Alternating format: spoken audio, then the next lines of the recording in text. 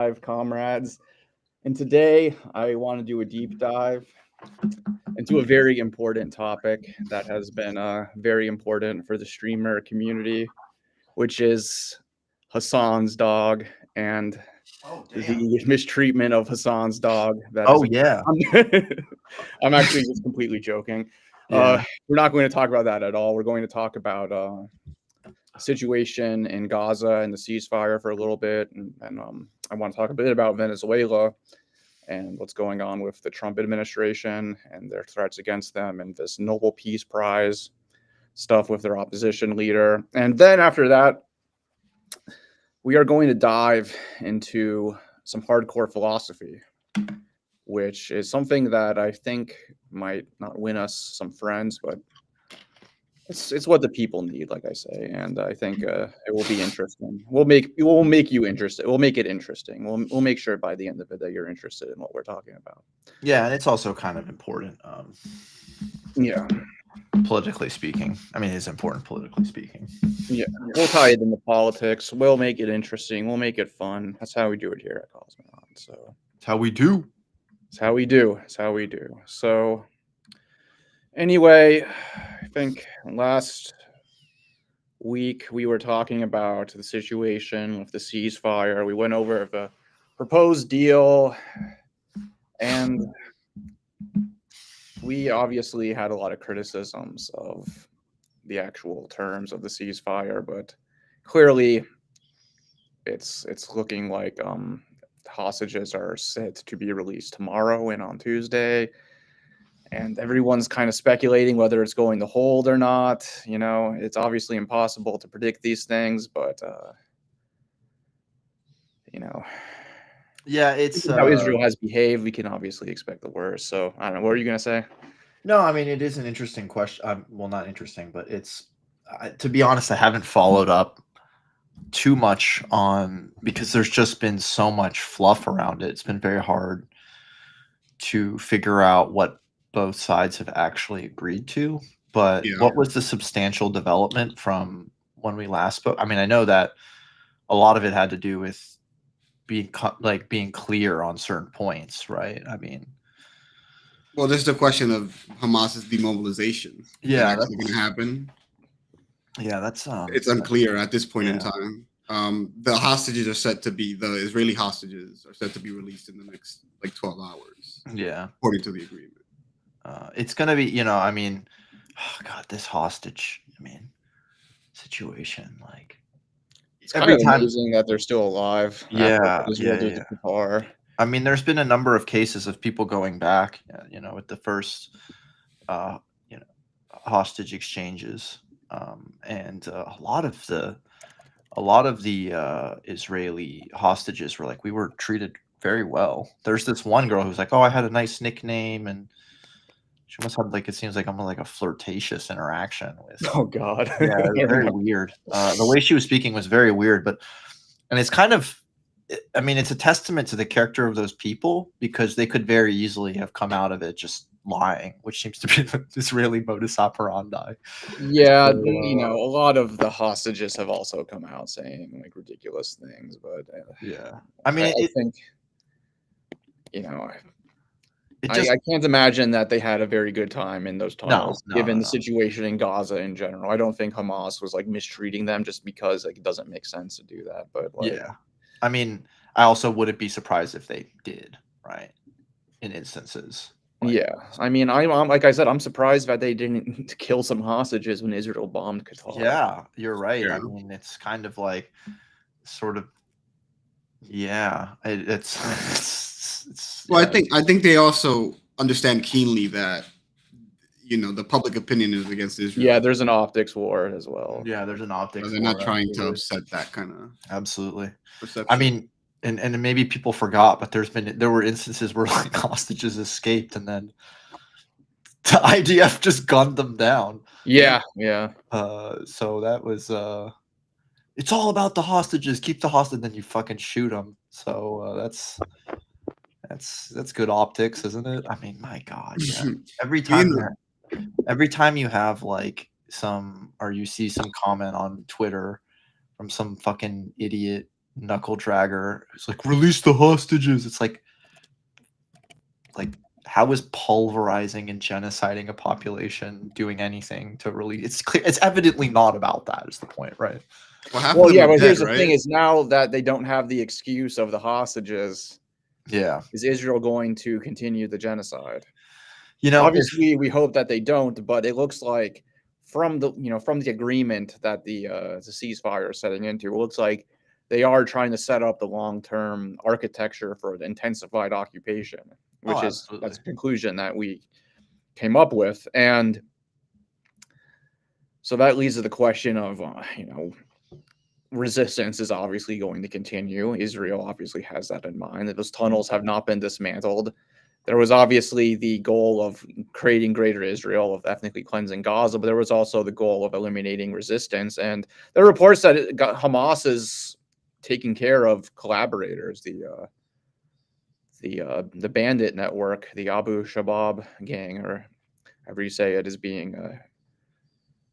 So I heard that one of their leaders was executed actually by Hamas. They're taking care of some of these bandits, and so Hamas is still functioning, and Israel's No, not yeah, I mean, happy with that. So evidently their capacities are probably massively degraded, but I don't really know enough. But it's pretty clear that they haven't been able to eliminate all resistance, and in that sense, it's been a military failure, right? They have not been able to completely eliminate the capacity of Hamas or other armed groups to resist. So, yeah, I mean, you can chalk that up to a military failure. And in many ways, this is a diplomatic victory. It seems more like in the short term for Israel, right? I mean, well, it's also kind of a diplomatic victory for Trump because he can portray himself as bringing peace, right? yeah. But, I mean, listen. The cessation of the slaughter is, if it is the case, it's a tremendous relief. yeah, it's very seeing Palestinians returning to their homes in northern Gaza is a very really good thing. But powerful to see, and the hope is that it's permanent, but there's a lot of concern to be had. Like, for example, I think I sent you this tweet earlier today. It's from this Israel Katz guy, Minister of Defense. Tweets in Hebrew, yeah, knowing that we all have the translate function, but it's like they don't understand that. He says Israel's great challenge after the phase of returning the hostages will be the destruction of all of Hamas's terror tunnels in Gaza directly by the IDF and through the international mechanism to be established under the leadership and supervision of the United States. This is the primary significance of implementing the agreed upon principle of demilitarizing Gaza and neutralizing Hamas of its weapons. Wait, what is the position of this guy? He's the Minister of Defense. Oh, wow. Okay, I was about to say if it's He's not just some random Israeli. Yeah, no, yeah. I mean, how much this can be taken as the effective policy of the whole Israeli state is one thing, but it is certainly a sign. Well, he says, I have instructed the IDF to prepare for carrying out the mission. Would that be in contravention of the agreed upon?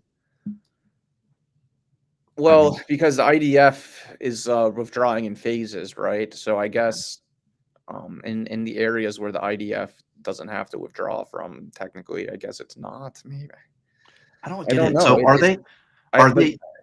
Yeah. They're okay. So they're going to fully withdraw. Is the plan? It's the plan, but whatever it is, according to this guy, they're not. So in phases. But what was that whole thing about the governance of Gaza afterwards?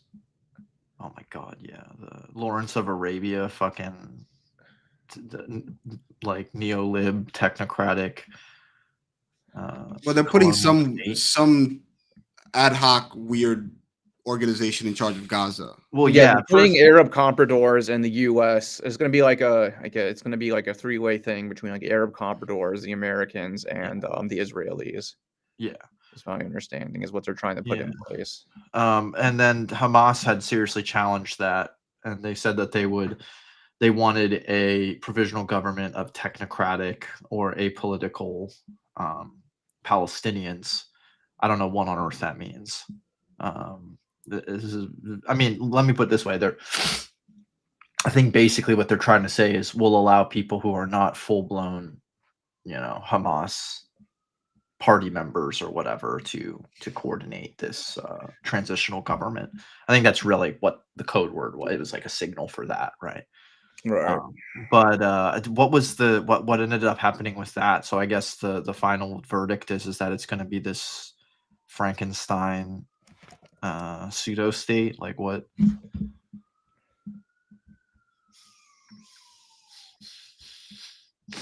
Well, Trump is still talking about turning it into a Riviera of the Middle East, but he's saying that it's going to be a year-long thing, right? Well, he's a jackass because there's tens of like millions of tons of, or I don't know, just like immeasurable quantities of tonnage of just shit everywhere because they leveled like entire cities. Okay, I figure I How are you gonna how are you going to Well, build that cleanup is going to take a while for sure. Yeah, that cleanup is going to take like, so there's some estimates to say 2050 or something like that. Like, he says under the New York Declaration signed by various member states, including European, Arab, and Islam, we supported the deployment of a temporary international stabilization mission upon invitation by the Palestinian Authority.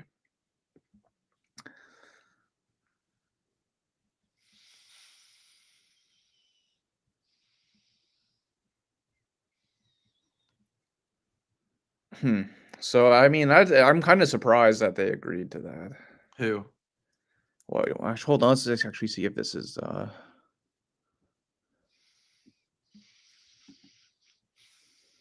Okay, read the competing visions for this Trump plan below. Bless drop site. God. Yeah, they're very useful at compiling all this stuff. They're very thorough. Okay, no, this was the alternative to Trump's plan. And then these were amendments that the Arab states made.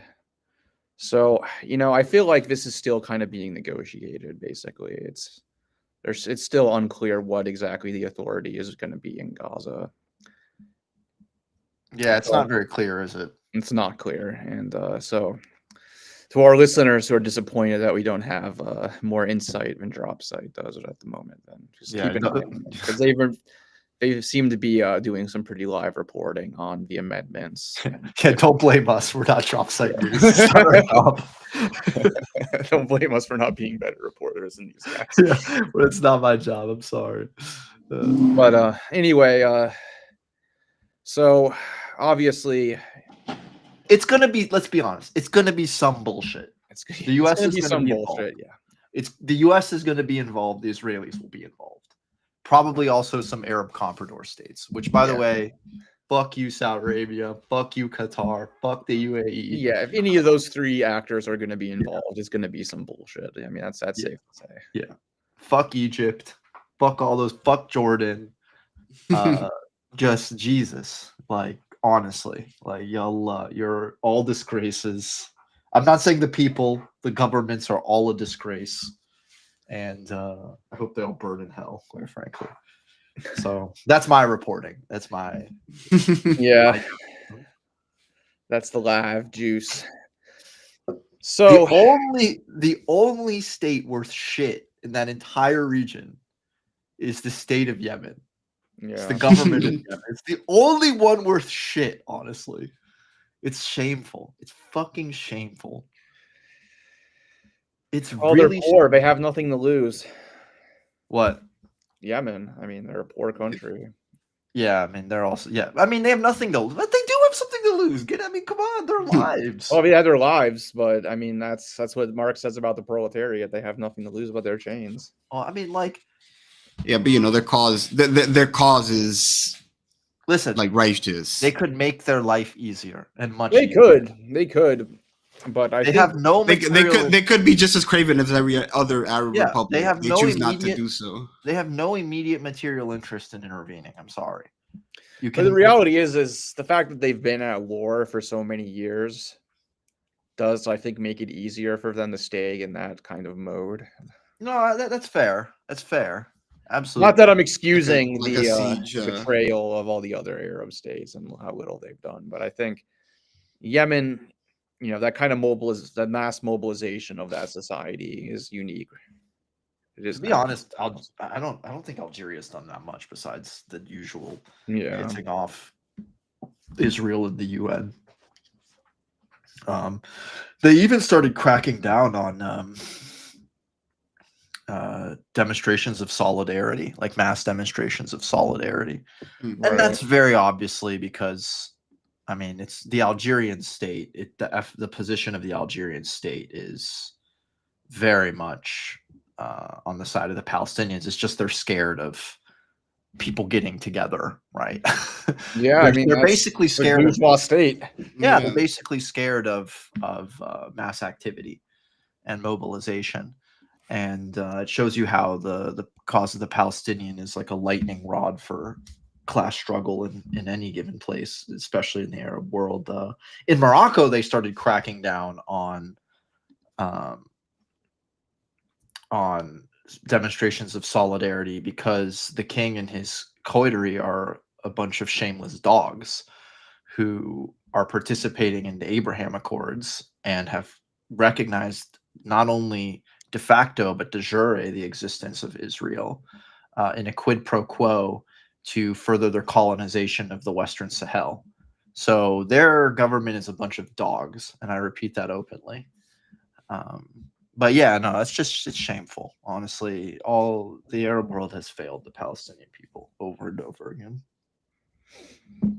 Well, so it seems like after this ceasefire agreement gets accepted, it seems like the Venezuelan opposition leader wins the Nobel Oh my Peace god, Prize. what a joke! And obviously, this is in the midst of tons of warmongering and threats from Trump, extrajudicial executions of Venezuelan civilians, and this Venezuelan opposition leader is kind of crazy. Like she's full on like Trump should send in the military. She's defended these extrajudicial murders off the coast of Venezuela. Like it Crazy. seems like she's not willing to compromise at all with Maduro. It's very much a kind of take it or leave it position. So, I'm kind of freaked out that there might actually be Yeah, some I mean, kind of she conflict with supports Venezuela she being. supports U.S. intervention in Yeah, so she very much openly supports U.S. yeah, intervention. I think you even know, and, Guaido was like more careful about how he talked about those issues. Like I think clearly Guaido would, have probably supported U.S. intervention if it came down to it, but I think he was a little bit more muted well, because about it. he understands that the best way to unite people largely behind a regime is Yeah, external intervention. I mean, um, if you're smart, you don't call for the imperialists to come occupy and dominate your country and sell off its natural resources. Venezuela has the largest natural gas and petrol, I think, uh, has the largest untapped, I guess you could call it, um, amount of petrol in the world. I forget how much it's estimated at, like 100 trillion or something insane, just like insane amounts of natural wealth. Um, and yeah, I mean, anyone who thinks that the US intervening, blowing up the country, and subjecting it to civil war is a better situation is, it's just insane.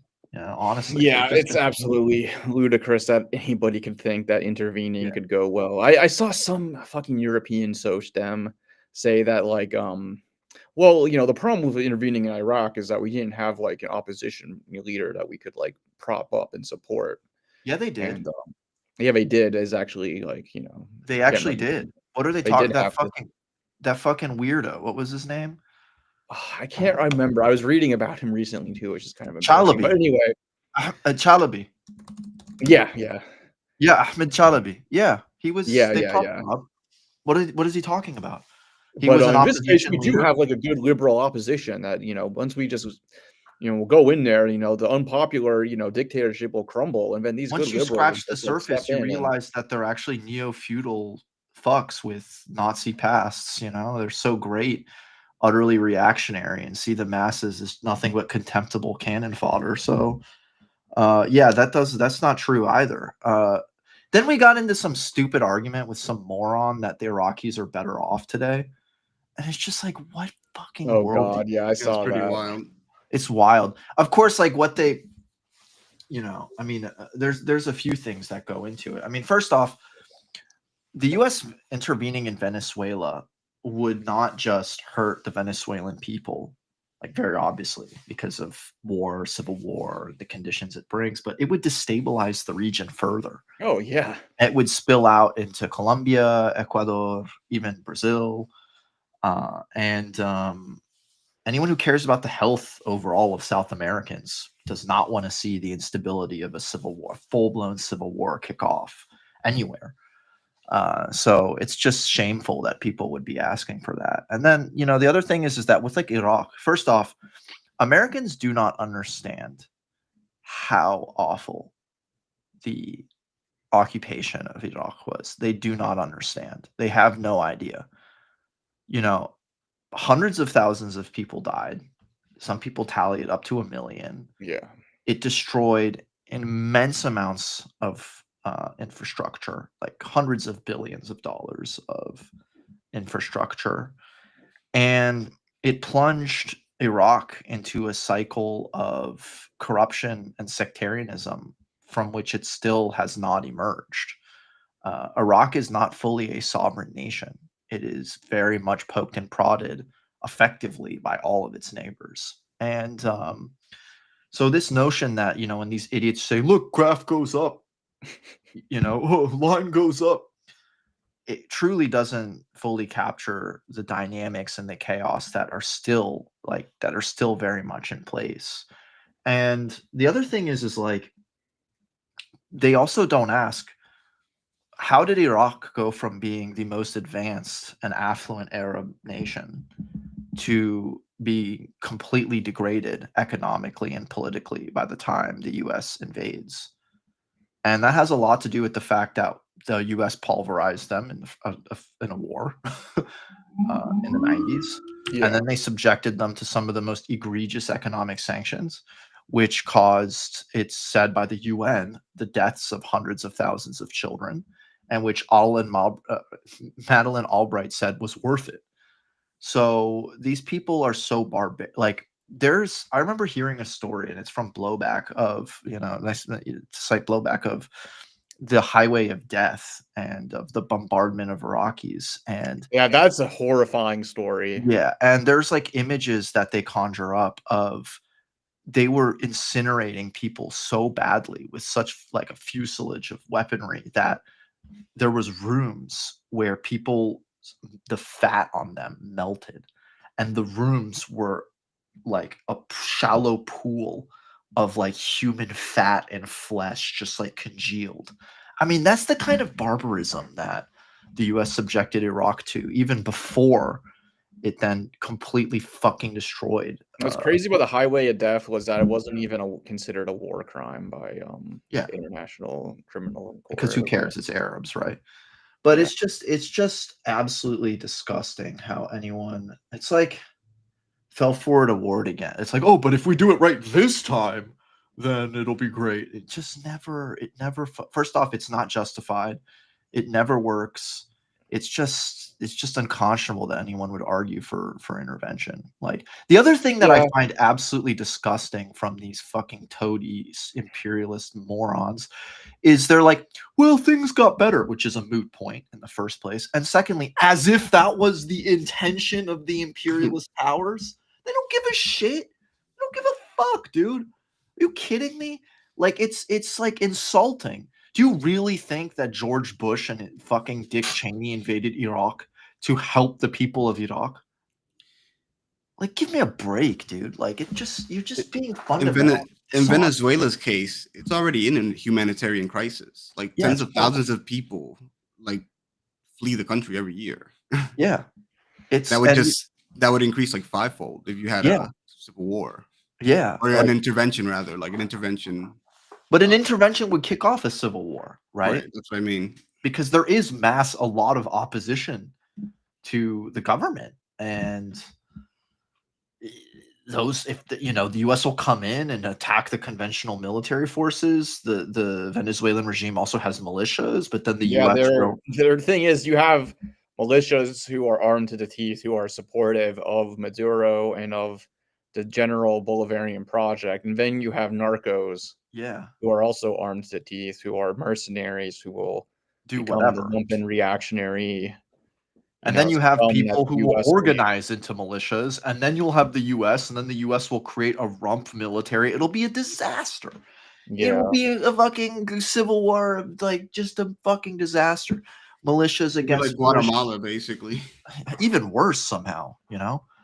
Yeah. But So I think, Trump basically got elected on the Monroe Doctrine as well. That's another thing. Like, you basically campaigned on, well, I'm gonna end the war in Ukraine and I'm gonna fix the situation in Gaza before I'm even in office. But we're bringing back the Monroe Doctrine. Like, we're gonna get busy south of the border. So at least he's so many previous or recent interventions, they've given ideological reasons, right? We're gonna bring freedom, we're gonna bring democracy. At least Trump is like, nah, fuck that, mask off. yeah, I mean, in this case, they're saying it's to go after narco terrorists. What, these boats, the blowing up the Yeah, they're boats? saying that basically Venezuela is a narco state and it's sending They've blown up fentanyl to 3 boats so America or far. whatever nonsense. It's obviously bullshit. They've Then you never have like had more hard liberal evidence. people who will say they don't even support intervention, but they'll like be supportive of the opposition and say, well, Venezuela is a dictatorship, But and do you hear like what the official story is from the administration, that Maduro is like a leader of Tren de Aragua or Oh something like yeah, that? yeah, Like he runs Tren de Aragua basically. yeah. They're That's just what they're making charging shit him up, with. bro. They're just making shit. yeah. I mean, the narrative that you would go if you're a liberal is like Venezuela is like Saddam era Iraq, and he's a dangerous dictator who is like, Well, that's enough for Iraq. which is absolutely insane because I mean the whole Saddam thing was also insane as well. But I guess you could point to Saddam like gassing the Kurds and stuff, whereas Maduro hasn't. Like, I mean, Saddam did that in the 80s with yeah, and it gas had that the nothing to US do sold with. him. Yeah. It's just so ridiculous. This war is just so. I got a lot of shit from another like leftist YouTuber as well because like I wouldn't like condemn Maduro as a dictator and it's just like, listen, man, like did Maduro steal the last election? There's a probably, Probably. possibly, I don't know. I don't really care. I'm You gonna be know, real with you you know guys. what I the just truth don't is? It doesn't matter. It just You know, doesn't matter because there's a far greater problem on the horizon that just doesn't really matter that much. That makes this not really matter that much to me. I wish that leftists in this country understood that their internationalist duty above all is to prevent the greatest imperialist power on earth from subjecting the peoples of the world and the proletarians of the world to their violence. Like, your duty is to fight the enemy at home because it is the greatest threat to proletarian movement in the world. That is your duty. Your duty is not to sit in America as it subjects the world to violence, look at other left movements and say, you guys don't live up to my standards, even though the American left has done nothing of any substance, really, and is in the process of basically disintegrating right now because it's spineless, it's limp dick, it has no idea what to do. But its duty above all is to be in the belly of the beast and paralyze it as much as possible, because the US is the greatest enemy to the global left and to the proletarian movement. So do your fucking duty, shut up, show some humility. The American left has not done jack shit ever. I mean, it's done some stuff, but it doesn't have a robust history, not like other places in the world. Do your duty and shut the fuck up, honestly. Yeah, it's just like, there is a And don't question be a of like useful idiot democracy and in add to the Venezuela. noise that Maduro's a dictator. The whole fucking raison d'etre they're trying to come up with to invade and destroy a country so they can pilfer its natural wealth. Stop being a useful idiot. Shut the fuck up. Can talk Yeah, about well, those things another time. Seriously. well, he kept saying like, well, you didn't have to like say Saddam wasn't a dictator to like oppose the invasion of Iraq. But I was like, well, on the eve of the U.S. invading Iraq, I don't think the right thing to do would be to constantly harp on about how Saddam is a dictator and how undemocratic Saddam is. I mean, technically Discursively it was moronic. true, but it's not doesn't really matter at that It's point, does it? discursively Well, why, moronic why because would you are feeding the reason that they are saying for invading a place. why would Be you help smart. give them cover for military intervention Yeah. anywhere for any reason? Like Yeah. Al-Sisi is a dictator. Why don't we talk about that instead? Why can't we talk about that Right. instead? Or the Like, the Saudi royal family. yeah, like Yeah. there's a lot of dictators and a lot of undemocratic states in the world that we can talk about, but I just don't understand why we got to talk about the one that's currently like about to get turned Yeah. into fucking Be discursively smart. That doesn't mean in other bubble. contexts you can't be honest. But right now, don't feed the reason that they're giving for invading a place. Yeah, Because you don't that's have what to you're like. doing. You're seeding their assumption. You're seeding their argument. Now you can try to say, "Oh, but he's bad, but we shouldn't do that." But you've already accepted the reason that they say they want to intervene. Just shut up. We can If talk they about make it it another big, time. if they bring up the election, if the election was stolen or not, just say it doesn't matter. Just say that. They say it just doesn't matter. Yeah, it We really don't doesn't. know. We don't know either way, honestly. Like I haven't really looked that much into it, but Yeah, in Cosmonaut we had a whole discussion, and people brought a lot of evidence, and we had like a very like nuanced and long debate looking at all the release data and other stuff, and the conclusion was, I think, most likely but not absolutely and definitively.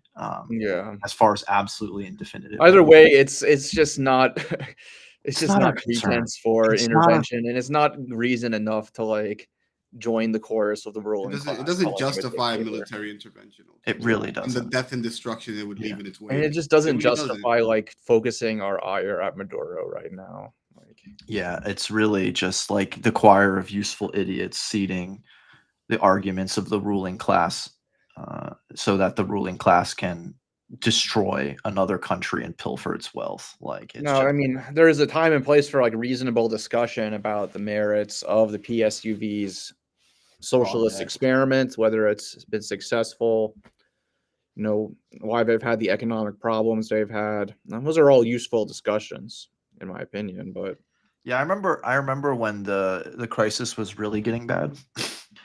I did quite a lot of research into the economic causes behind it, and there are criticisms to make, absolutely, about macroeconomic policy and stuff like that. But all of that is yeah, I think when I looked into it, the conclusion I kind of came away with was too much populism, not enough developmentalism.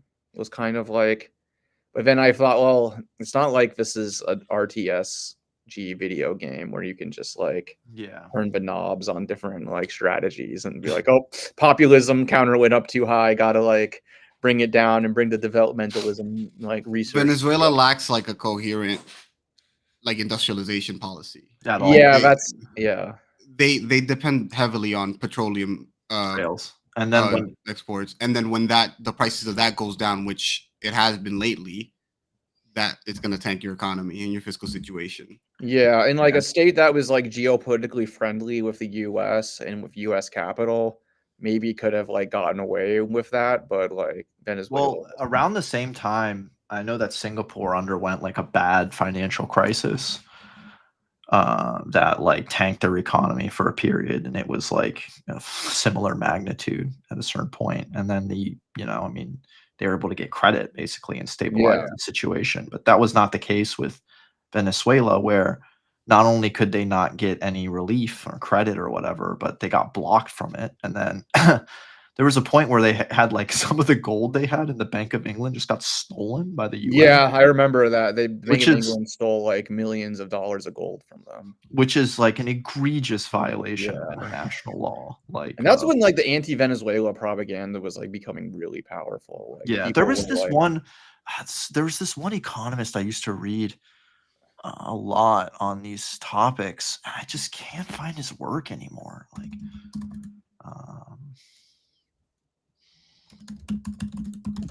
But yeah, like the sanctions clearly made it so that they could not recover from like the massive economic crisis that hit them, and it's just gotten worse and worse. I think this is what it was. It's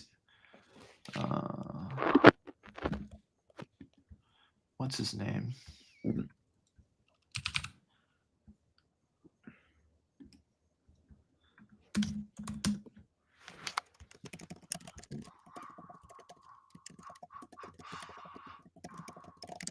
trying to see if I found it. I might have found it, honestly. But yeah, we definitely got to stay vigilant about Venezuela, and Yeah, it's bad. it's people are gonna make you like feel bad for not I don't know. There's just a lot of propaganda about Yeah. Maduro, and they're gonna make you feel bad for like not like calling Maduro a dictator or whatever. But Yeah, I found the guy. His name is Mark Westbro, Center for Economic and Policy Research, and he has a number of papers on the Venezuelan economy. And from what I recall, I think these are the papers that I was reading. They were very good, very not at all just what's it called? Not at all just like gassing, yeah, but like serious economic analysis and very interesting criticisms of like foreign exchange current or like the foreign currency exchange system and stuff like that. So it's worth I'm gonna look into it, but it's worth looking into. yeah. I mean, the thing is the other thing is Venezuela didn't even like nationalize that much of its economy. So it's Yeah. kind of hard to like make this about like socialism itself being the problem. They Yeah. actually had a big crisis a few years back, probably still going on, where the supermarket owners, which were all Yeah. private enterprises, were essentially hoarding goods. Yeah. They were Yeah, hoarding and thus making the prices of staple Yeah. goods skyrocket to the point where like the government actually forced like expropriated certain supermarket owners. Yeah. yeah. So there was capital strike as well as It's a mess. It's a mess. economic sabotage. It's a mess, and it's been like probably the worst economic meltdown in It's very depressing. 20th century history. So let's not understate just how bad it got. But none of this justifies the U.S. going in and making it. Yeah, I mean, basically, the U.S. Worse. used the full economic sanctions used the full economic power at its command to destroy this country's economy. Yeah. Obviously, there were strategic mistakes that were made that could have made it perhaps less bad. But no matter what, Venezuela was probably going to suffer. Oh, it was. I mean, it was undergoing a devastating economic And crisis already. And so But- then due to this, devastation and this economic warfare, obviously the government is going to become somewhat more autocratic and things are going to become, a bit, It's sort of a Cuba situation. yeah. Very similar to that dynamic. And as a result, the U.S. uses that to create a pretext for intervention. So we can go in and just completely loot the place and tear it up. And I mean, if they go in there, it's just going to be a fucking countries under century-style siege. colonialism. Countries under siege develop all kinds of pathologies. Yeah. I mean, the greatest two examples being the Soviet Union and the People's Republic of China, right? I mean, Yeah. See, the siege sieges just do something very weird to nations. Oh, of course they do. I mean, Of course they do. I mean, you yeah. don't blame them. It would be very strange if they didn't. Yeah, absolutely. Anyways, we should probably get on to what are we going to talk about now? Oh, we're going to talk about the hard problem. The hard problem of consciousness, philosophy, mind.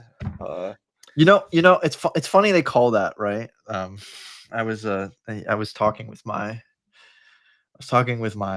one of my professors one time. And We got Nicholas on joining Nicholas. us to talk about this stuff. He's been writing on it. And I remember talking to him, and he was like, he walked in, and he was like, "Oh God, my life right now." He's like, "But at least now we have physics." And I'm like, "Yeah, physics is hard, but in an easy way. Human beings, they're hard in a hard way. They're just complicated. So the hard problem, not so hard. It's harder Venezuela." Anyways, hey, Nicholas, it's good to see you. Is he dope? What's up? So yeah, I guess do you want me to kind of Well, let's first talk about what kind of triggered this whole discussion. Well, we should take that seriously because really what I want to do, maybe you can bring up the article. Yeah, let's bring up this article that China, Mieville, Myville. God, I just butchered the poor guy's name. Yeah, I'm sorry, man. He's having his crisis of faith, and I gotta insult him like that. But yeah, so China's got this new article out, Beyond Folk Marxism, Mind, Metaphysics, and Spooky Materialism, in salvage.zone. And this article came out, and I think it drove a lot of us nuts. Yeah. I mean, okay. Maybe it didn't drive us nuts per se, but I think we found it to be an interesting foil to discuss some of these issues. I mean, it is an interesting foil, and I do appreciate his engagement with philosophy because, especially like analytic philosophy, is not taken very seriously by Marxists. But I'm left reading. I haven't completely read. I'm close reading it. I haven't completely read the whole thing, but I'm drafting a response, and I'm finding it very difficult to distill an argument, really, because it's just a lot of quote mongering. Yeah, and just it's funny because he does have like he distills the argument at the end, even though it's not really. I don't think he justifies it at all yeah, in saying that that you can't like metaphysical materialism is incompatible with like like these arguments about the hard problem of consciousness, um, which is totally. I don't think he proposes anything that really justifies that statement. yeah. Um, I mean, so this is kind of how I've distilled the argument thus far. Um, Consciousness as a social phenomenon is important for Marxists for political reasons. Marxist takes on consciousness depend on tacit assumptions of a certain sort of materialism. But these materialist accounts of consciousness cannot provide an adequate response to the hard problem of consciousness. Therefore, in order to live up to the political demands of Marxism, we need to reevaluate our philosophy of mind. And I mean, I've sent this distillation to a number of people who've read it, and thus far, no one says that's wildly off. But I don't know if you kind of agree with those four propositions. I mean, the first one's, I think it's worth looking more at 2 and 3 than anything Right. because, and it's something that fellow cosmonaut, and we were talking about, which is the usage of the term consciousness changes between proposition 1 and 2. So there's an equivocation.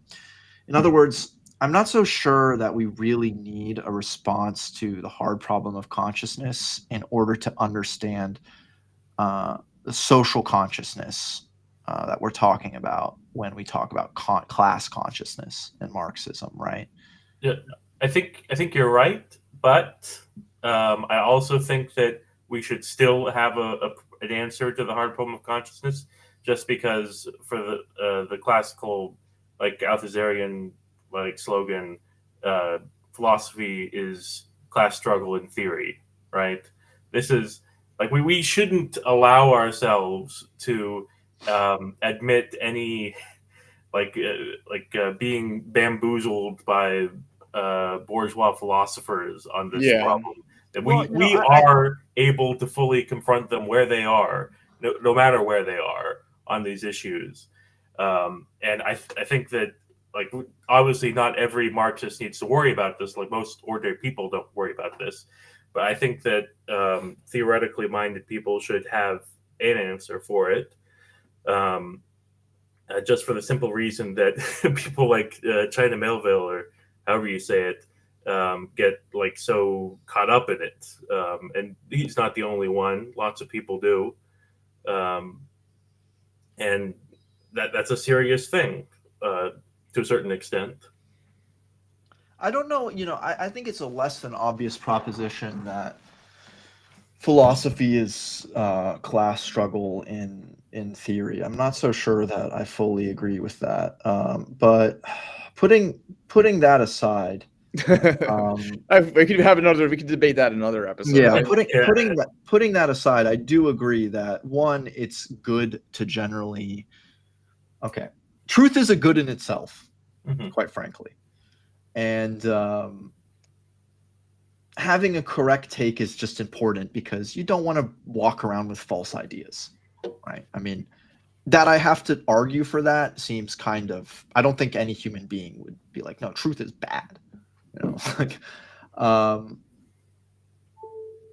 And the other thing is that, yeah, I mean, Marxism is or aspires to be a kind of it has that totalizing tendency. It aspires to be a worldview where you can interpret all aspects of reality. Now, whether it lives up to that is another question, but that's one of the reasons that theoretically I always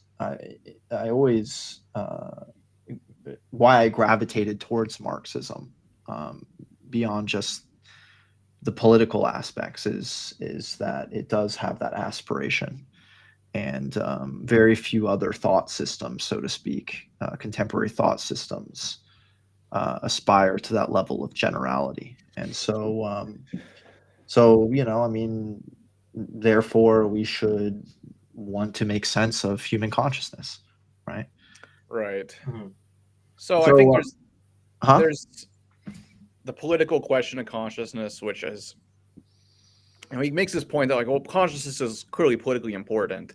So, you know, we should have like a good philosophy of consciousness, which means that we need to kind of engage with these philosophical accounts of consciousness, which means that we have to deal with the hard problem of consciousness. So I kind of want to take it a step back for a second and say, what exactly is the hard problem of consciousness, and why does China over here basically discover this hard problem of consciousness and basically have it throw him into this philosophical loop that seems to like be more powerful than an LSD trip?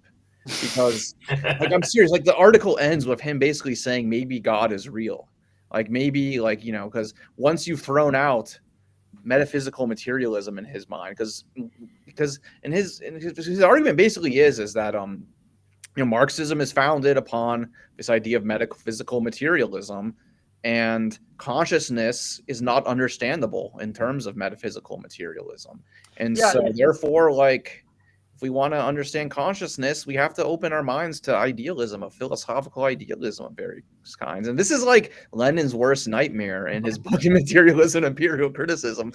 Like, that's kind of like what he's saying to Bogdanov and the Imperial Critic types. He's saying, like, once you like try to create some kind of like third way between materialism and idealism, and try to like, you know, open, like, you know, have any kind of opening to idealism, you kind of like open to having like spirits and stuff being part of like your philosophy. You open the door to theology and this kind of stuff, and that's when, you know, then that opens the door to reaction and whatever. And so there is, you know, some kind of there is, you know, so I think it's worth some kind of crisis of faith going on here. Yeah, And I think it's like, worth he kind of encounters this hard problem of consciousness, and it kind of throws his whole understanding of Marxism. So what is the hard problem of consciousness, basically? Nicholas, I think you're well, you can take that question, but I think after that it's worth asking, you know, so one, what is the hard problem of consciousness? Two, what is the Marxist, so to speak, philosophy of mind? Right. And I think Nicholas, you're well positioned to answer the first question, and maybe I can tackle as best I can the second, or at least kind of pose the background for it. So yeah. I don't know. No, I'll answer the first question, but first I do want to note that Donald and I do have a disagreement on like the necessary relationship of religion to like whether like you are like a materialist, monist, or a dualist, or what have you. Like certainly that's a historicist kind of problem that in the historical situation we're in, that does open up to reactionary forces. But I don't think that's a necessary relationship in terms of like logical arguments. But in terms of what the the hard problem is, it's basically saying that the like we have like this experience phenomenally. We have when we look at like the a rose, we see the redness of it and experience it in a way that is beyond just like the pure description of it and what have you. And the like partisans of the hard problem take this like awareness of phenomenal experience and say that like because this is something that we have like this subjectivity, and they use certain thought experiments like the P zombie experiment to say that there are certain aspects of this phenomenal experience that cannot be explained purely from uh, like physical systems, matter and motion. So no matter how like finely you examine the neurons in the brain, what have you, that doesn't give an explanation for how you go from quantities, all your these measurements, to the qualities experienced by the subject. Um, now, should I stop there and let you guys comment about that? I mean, yeah, I think it's a pretty fair characterization of the hard problem. Yeah, I mean, Right. So it's the kind of the question of how you get from how does matter in motion, which is the Marxist position, is the universe is nothing but matter in motion or whatever. How from matter in motion does something like that or whatever come into consciousness? yeah, I mean, how are beyond a correlation of brain states to mental states? How do brain states cause mental states? And apparently, there's been no exhaustive causal explanation um, of mental states on the basis of brain states. Well, I mean, part of the reason that like this whole conundrum, I think, is because they are doing a little. There's basically two things going on here. One of them is the analytical argument that they make, which is that things like qualia, this phenomenal experience, are definitionally the same thing as consciousness of this awareness that we have of them. But that's not quite what they do in their thought experiments. In like the redness of a rose, the redness of a rose, like you experience it, even like the direct experience of it is not something that you are necessarily reflecting on, right? It's not the thing that is like self evident in the way that they're arguing about. Um, and that's like the kind of jumping off point that I take in the few blogs I've written the past few days. Like their whole argument about P zombies and the hard problem is basically them extrapolating from certain like characterizations of phenomenal experience and saying this is incompatible with like logically like the differences of like in physical states explaining like consciousness. And I just wanted to say that no, that's stupid. You are just missing differences that exist in phenomenal experience in order to make that argument. The analytical argument is a category error. The natural language argument they're making with these thought experiments is just not exhaustive and doesn't account for everything. And once you account for everything, I think that you can't make the claim that China Melville makes that like this is incompatible with materialism. That is not proven by anything these people have done. No. So before we move on, I think we should talk about the P zombies, because when I first found out about the hard problem of consciousness, like it was kind of like, oh, this is like this big deal, man. This is like the big thing that materialism can't answer, and this is kind of why I'm an idealist. Is kind of how it was presented to me by philosophy people, and then the big argument that I always heard was this thought experiment about philosophical zombies, or what they call P zombies, and they're saying so I guess could you explain exactly what the thought experiment about the pea Yes. zombies is? And it's like, I don't know. I just thought it was kind of silly that it was a thought experiment that it was like that I had to disprove in order to kind of you know settle this question. Yeah. So it's like they start from the idea that imagine like a physical copy of a regular human who has phenomenal experience and consciousness. And the copy is exact in every way physically, but they lack this subjective consciousness experience thing. And because we can imagine something like that, they argue that it's like that. They argue that phenomenal experience can't be accounted for in terms of physical terms. Um, Even though there's a couple problems with that, especially like on the analytical argument side. I just don't think I think all the category error accusations do apply. Yeah, I mean, the most obvious, the biggest problem with that is that they're trying to take a conceptual distinction that they make in a thought experiment as an actual distinction, whereas the problem is that we make all kinds of analytical distinctions in our mind. For instance, we say there are volumes and boundaries or something like that, right? Mm-hmm. You'll never find a volume without a boundary, right? But there is an analytic distinction between the two. You can make a distinction between our mental and our brain state, but I'm sorry, as far as we know, there is there's nothing with a mental state that doesn't supervene on some physical system. Now, it might not be a biological organism that has those mental states, but it has to be some kind of physical system, right? So, if they really were going to, the onus is kind of on them to actually show that something like that exists. Right. That's what it says. Okay, well, yeah, you in can order for us to imagine that argue such a that the thing is analytic possible. distinction is not just an analytic distinction, but a real distinction, right? Mm-hmm.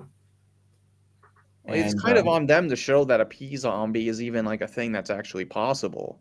Mm-hmm. Because like, yeah, you can imagine it, but that doesn't mean that it's actually possible to make this distinction between mind and brain in the way that they're kind of like asking you to. It just feels like they're asking you to prove that magic isn't real. Yeah, in a sense, I think that I feel like that's kind of the Philistine like way of putting it, but like that's I don't know. It's like they're asking you, what is this extra? There's just something extra that's just not physical, and you just can't explain it, and it's just something there, and you have to explain it. I mean, the problem I think for a lot of people in terms of like what is the appeal of the thought experiment to like natural language is that like we can imagine something acting like a human that doesn't necessarily have human awareness of things. Right. And I think the problem with that is that we have to show, and this is what I try to do in my blogs, that sort of thing, that zombie, if you want to call it that, which I don't think would be appropriate in real life, would be a physically different state than a person with like conscious experience, like an awareness. And we're probably ordinary humans probably aren't like lack conscious awareness in many parts of our lives. So, and the fact that that's well, the part of that problem is that they don't distinguish between phenomenal experience and consciousness as two distinct things.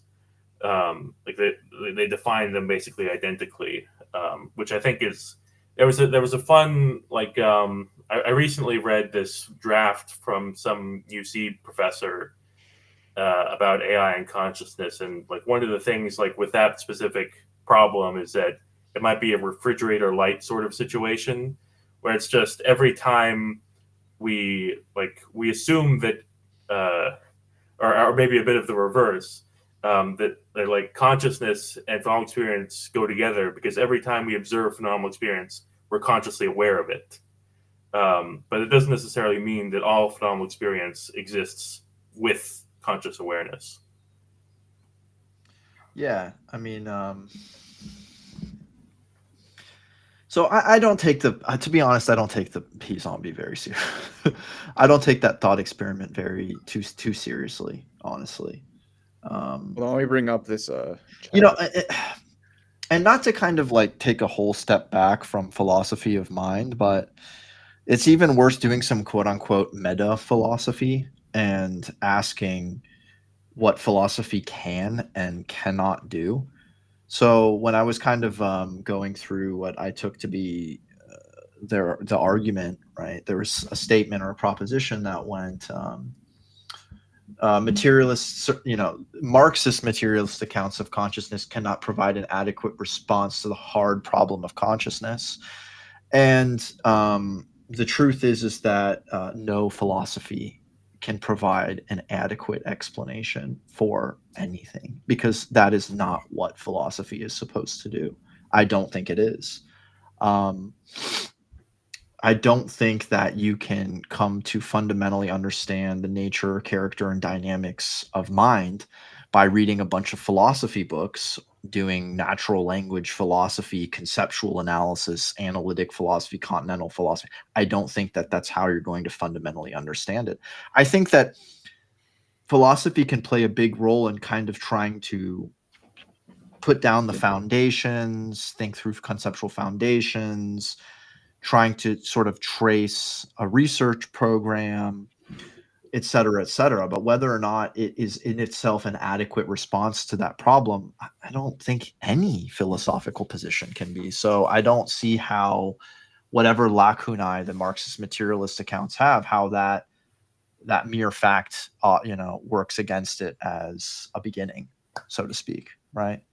I mean, in a sense, you're right, but at the same time, when we're really I mean, like philosophy, if we treat it as like a purely ideological phenomenon, you still have to take it somewhat seriously, because it is like shaping people's worldviews and like where they think they stand in the world and what that world is. Does Yeah, but like nowhere in what I said am I saying that philosophy is not important. I'm Mhm. simply saying this notion that it could give an exhaustive account or an exhaustive response to the hard Well, problem seems like you're inflating the expectations for one camp, but not passing on the same expectations for other camps. Because well, I'm not so sure that once you say you switch to some idealist philosophy of mind, you've solved the hard problem. You still have the hard problem. no, I think that's true that like for example, like dualism doesn't solve the problem, but I also think that like the way that like the ideology is solving the problem in like a subjective sense of like giving them like a satisfaction of like being able to live with this solution or what have you. That and the problem of like of bourgeois philosophy is kind of like the solutions they come up with are necessarily ideological in a broader sense than whatever that one satisfaction is. But it is a real thing. It is like it solves it in like the fact that it is like a worldview to people means that it is like they perceive it to be solved in some sense. Yes, but that doesn't mean that it is. No, Right. I mean, Yeah. but I that's why mean, we have, because but that's why you have to engage in it on that level of like, well, here's why it's not solved. yeah, I mean, fundamentally, as I said, I don't think that um, switching to some other philosophy of mind dissolves the problem. I don't. I think that first off, I'm not so sure what. Let's say you're an eliminative materialist. You're you're a reductionist materialist, right? About you can say brain states completely and unproblematically cause mental states. You know, we can give a full physical account. Now, they say that. They work with a bunch of neuroscientists, physicists, chemists. They take one phenomenon of mental states or something like that. The rose is red. And they build a whole research program. Here's the physics behind it. Here's the chemistry. Here's the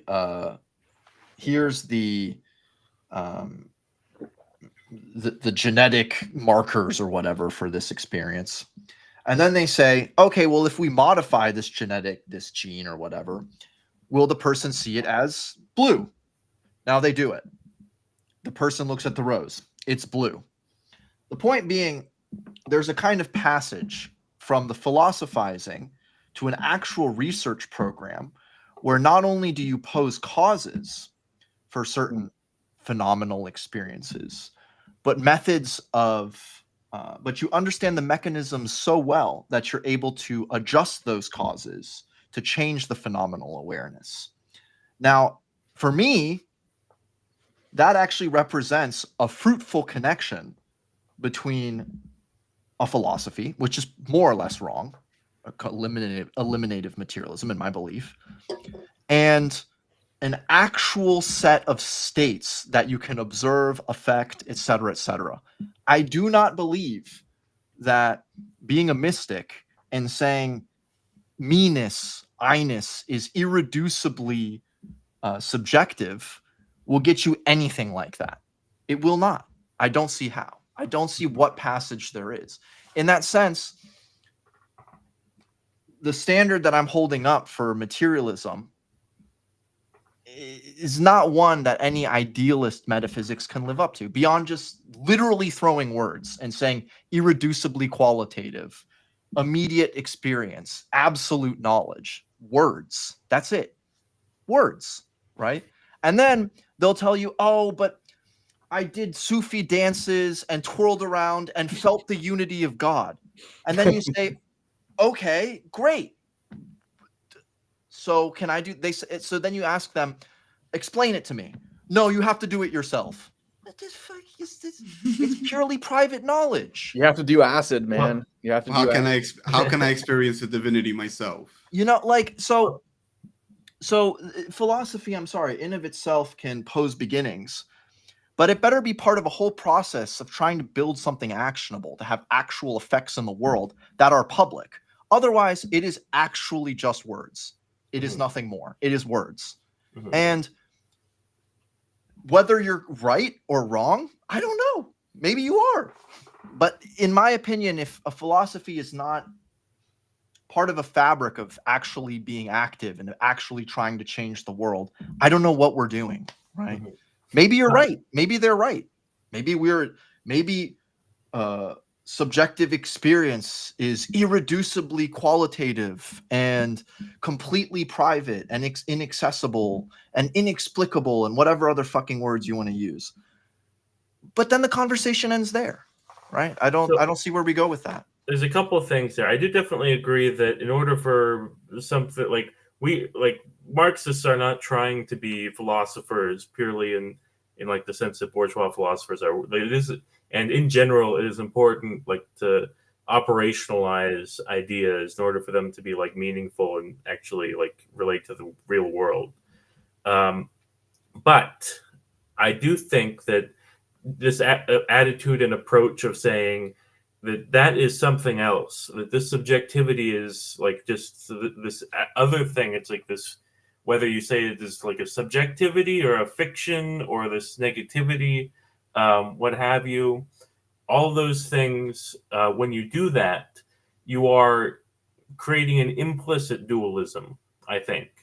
And that this is like, if we want to take materialism seriously, we should take those problems seriously as a matter of like theoretical practice, that we should have an account for them. I'm a bookkeeper. I everything needs to be accounted for. It needs to, every difference needs to be like have its counteracting Like, But the problem is when an opposing side sets up purely private standards of evaluation, then if that is the case, there really is no conversation we can have. There is no Well, dialogue. let me say this. I was thinking about this earlier today. Like, I was thinking, well, this is kind of like asking us to disprove magic, but it's like, well, in a way, materialist philosophy does kind of advance through disproving magic in a way. Like, in a way, the purpose of materialism, in a way, is to kind of create a common ground where everyone can kind of just like agree to not have to talk about bullshit. Like, we can all kind of have a common ground where like we can have somewhere to start from that's where we all collectively agree to not believe in bullshit, you know? So I do think there actually is like a value in tackling this problem. I'm not saying there isn't a value, but I'm going to repeat. I do not think philosophy can adequately respond to this problem. And quite frankly, for all great philosophical problems, there is no resolution.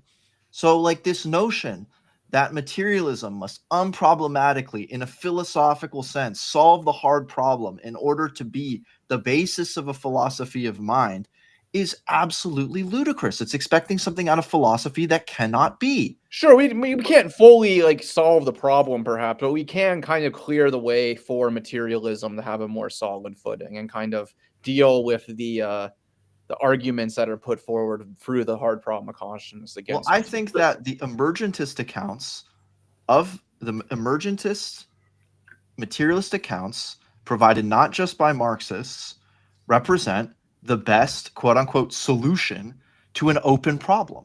And I think they do so for many reasons, which is to say, first off, for me, really what makes the most sense is that it makes sense of human practice itself, the human practice of trying to understand the mind, and why we have not been able to reduce psychology, for instance, to physics, right? So above all, that's the reason that I find emergentism so compelling. Now people say, oh, you're throwing words at emerge, but I have a whole spiel I can give for. So yeah, let's explain what emergentism is exactly. I mean, Nicholas, if you want to start, I have my own. Okay, there's a couple of things because like the I think that what I was trying to get at earlier was that the thing with the hard problem is that, and what you're talking about, like mysticism and all those things, the private language and private ideas, Which like, is a fiction there also, is- because human beings are, whether they like it or not, also discursive beings, right? Yeah, well, that's the thing here is that like there's like it's kind of a Mott and Bailey thing where they have they'll present these analytic arguments based off of like the private like the things that can't be solved logically, like they are intractable. That's the core of it. But in order for it to have the power that it has to engage with people in natural language and engage with them as like subjects. And in order to do that, it is like using real references and ideas and signifieds. And that is the area where we can actually like respond to them and say, no, that's wrong. Where we can do that. So in terms of like emergentism, I mean, that's just the idea that we can like we can start from small building blocks, for example, an algorithm that is like executing very simple instructions, and then get very complex behavior out of that, like patterns that are much more like meaningful or and complex and that sort of thing. And it seems self-evident that something like that is involved, but in life generally, and in intelligence and consciousness as well. Yeah, I mean, so there's two things that I kind of, one shorter and the second is a bit longer. But the first thing I want to say is that I think very much like, so I was trained at first as a philosopher, and I've changed a lot, and now I'd like to believe that I'm something like a scientist. And for me, there's kind of an analogous thought experiment that you can actually operationalize. It's not just a thought experiment. It starts off as a thought experiment. It can be an actual experiment, which is, and in a sense, it's already kind of being done. In the Cosmonaut Discord, they showed these experiments where people were making like brains in vats, basically, right? Using organic compounds, building up something with like a complex enough neural system to do something quote unquote intentional or whatever, like play Pong. Brain in a vat receiving stimuli. Yeah. Now, say somehow one day we end up building a very complex organelle in a vat, and we equip this thing with means of experiencing the outside world, with language and with a mouth, and we ask it, so how do you feel right now?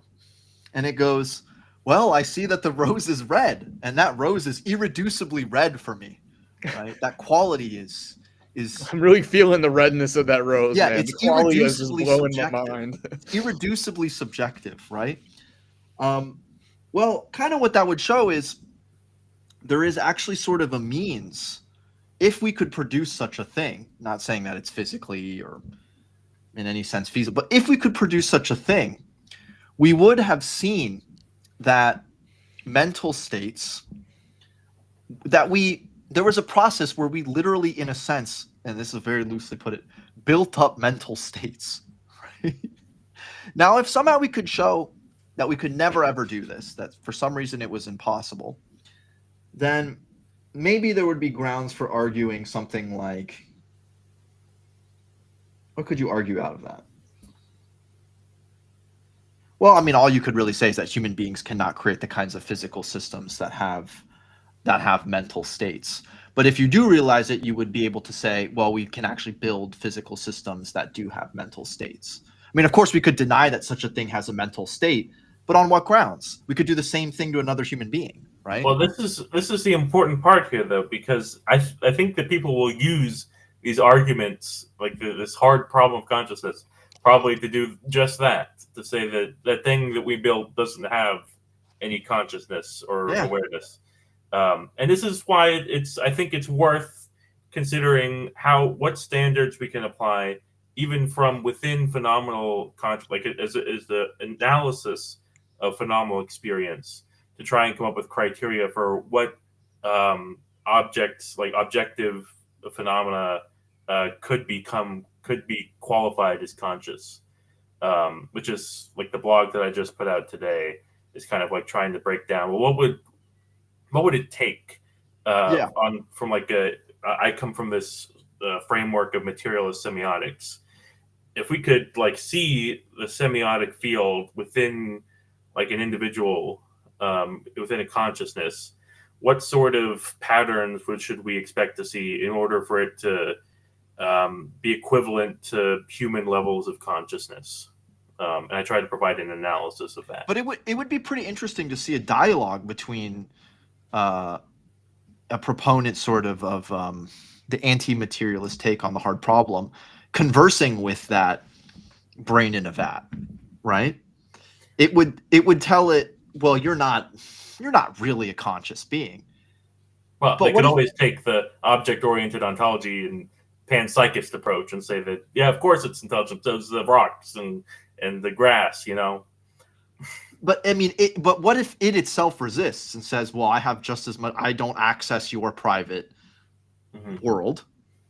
I have just as much right to say that I have a conscious life as you, that I experience, that I have a phenomenal existence, so to speak, just as much as you.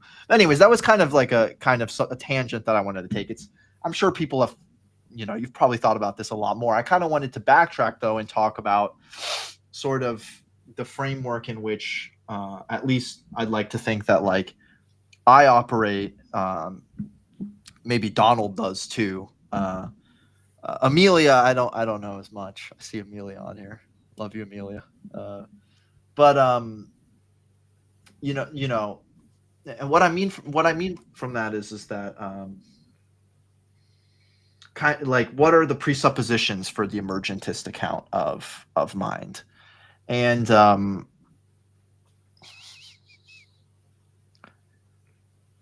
yeah. We got a Um, chat. so the kind of propositions that I take to make up the best sort of Marxist materialism. What I mean by best is not obvious. It can be argued over. It's not trivial, but I believe so. Ontological realism, which is there exists a mind-independent reality. 2, epistemological realism, that mind-independent reality is knowable, and from what we know is made up of the sorts of things we posit in the ontology of the natural and social sciences.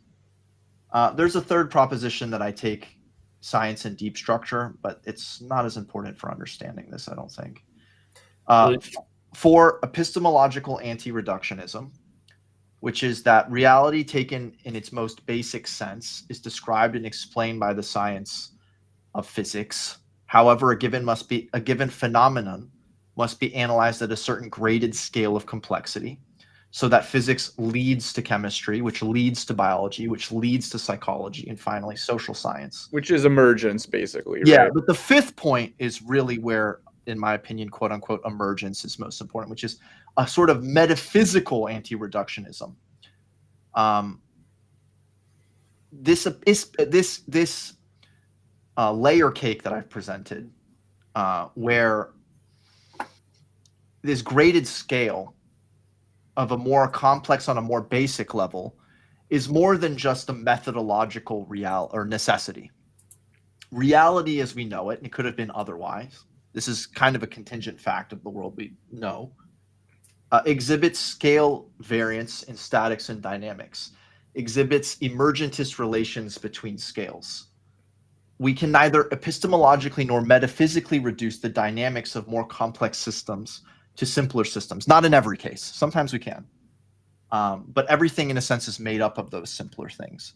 So kind of what I mean by this, sort of, is that a mental state is an emergent property of a physical thing, a human being, right? Its dynamics, the dynamics of mental states, cannot be reduced to the dynamics of biology or chemistry or physics. Maybe they can, but we know they cannot be. And for that reason, you do need a science, so to speak, of mental states. Of course, other sciences may play into it. It will be important, but there is an autonomous science of mental states. Whether it's called phenomenology, I don't know what the hell it's called. I don't study that. We've always been called psychology. Well, it's been called psychology. Right? Or, we could go phenomenology. Psychology feels more broad. Yeah, it's more broad because, maybe it does include physiology, et cetera, et cetera. But that's kind of the broad strokes of the overall account is what I would say. Of course, there's a lot to flesh out. And a lot of what I'm writing right now has to do with China Miéville does not like emergence. He does not like this relation, X emerging from Y. He thinks it's throwing around words. Well, he thinks it's question. He keeps saying it's question begging, which I don't think he fully understands what that means, quite frankly. Right. Because, I don't think he fully understands what that means. The way I like to think of it is this: emergence it's a framework for thinking things through. It's something very abstract, but it's also kind of just something contingent in the way the universe is structured. You were talking about, for instance, before, simple rules leading to complex behaviors, right? There's entire fields of physics that are built on that fact. And in none of those fields of physics, and none of and all of the voluminous like literature, are they, or is there a statement like, and this is why the complex comes from the simple? It's just sort of a very interesting, non-trivial fact about the kind of universe we live in, right?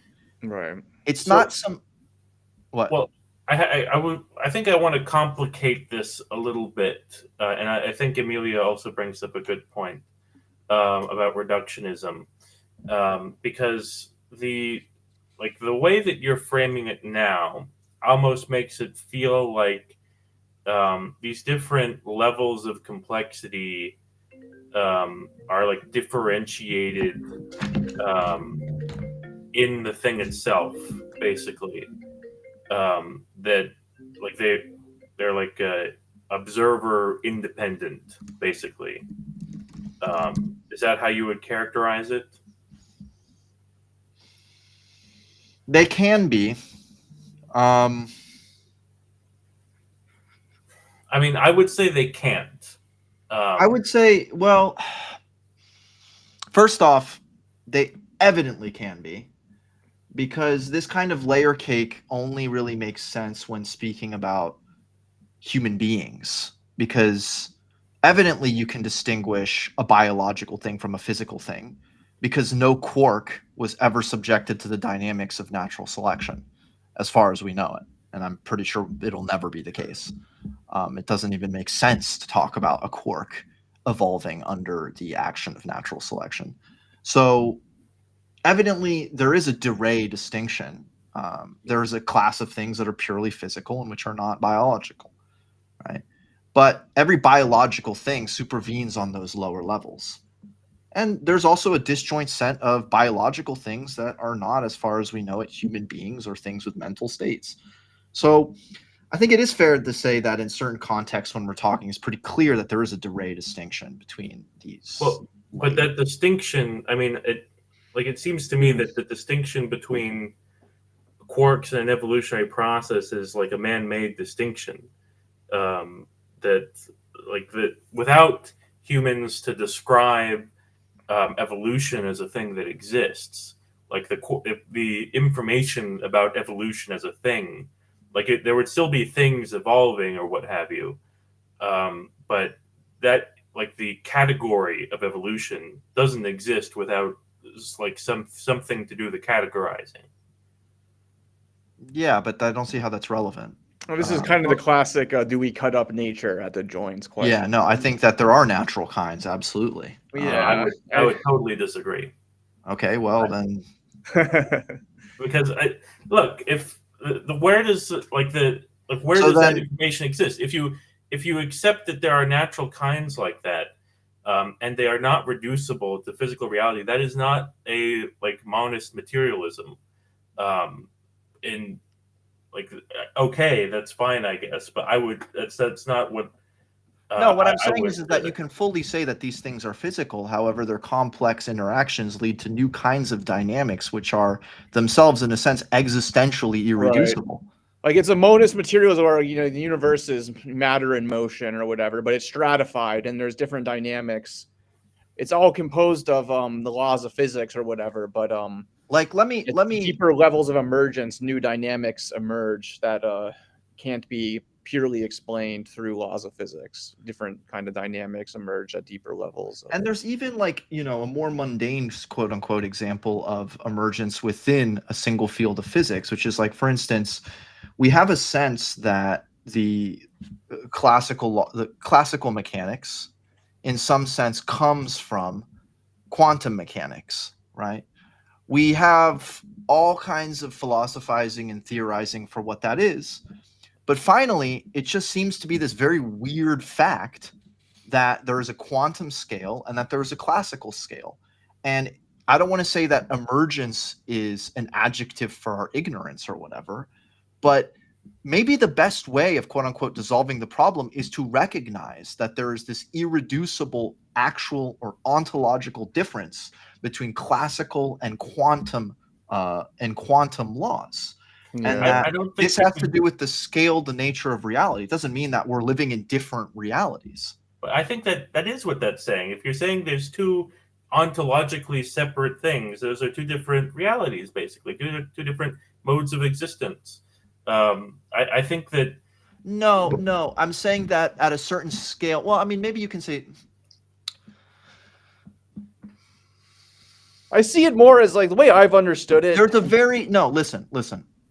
I'm listening. The problem, Nicholas, is that if you, it seems like what you want is a single set of dynamics or something like that, and all human science, the history of human science, has resisted that, and you have to come up with an account for, say, why there isn't a simple reason that classical things at a certain scale follow quantum dynamics.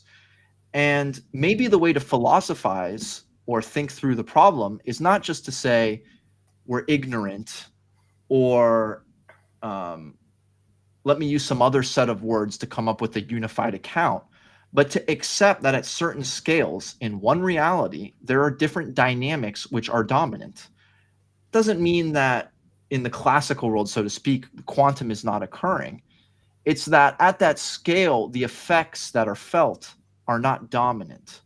So it's not saying that there are different realities we inhabit. It's saying at different scales, there are different dynamics at play. And here it's quite literally, very often, spatial scale and temporal scale, like Well, in a very literal sense here. I think that the science is that like science would, because it is like radically open to whatever structures or whatever, could accept different ontological realities at different scales or whatever. But that's not what like they're trying. That's not what the scientific project is with regard to the classical versus the quantum.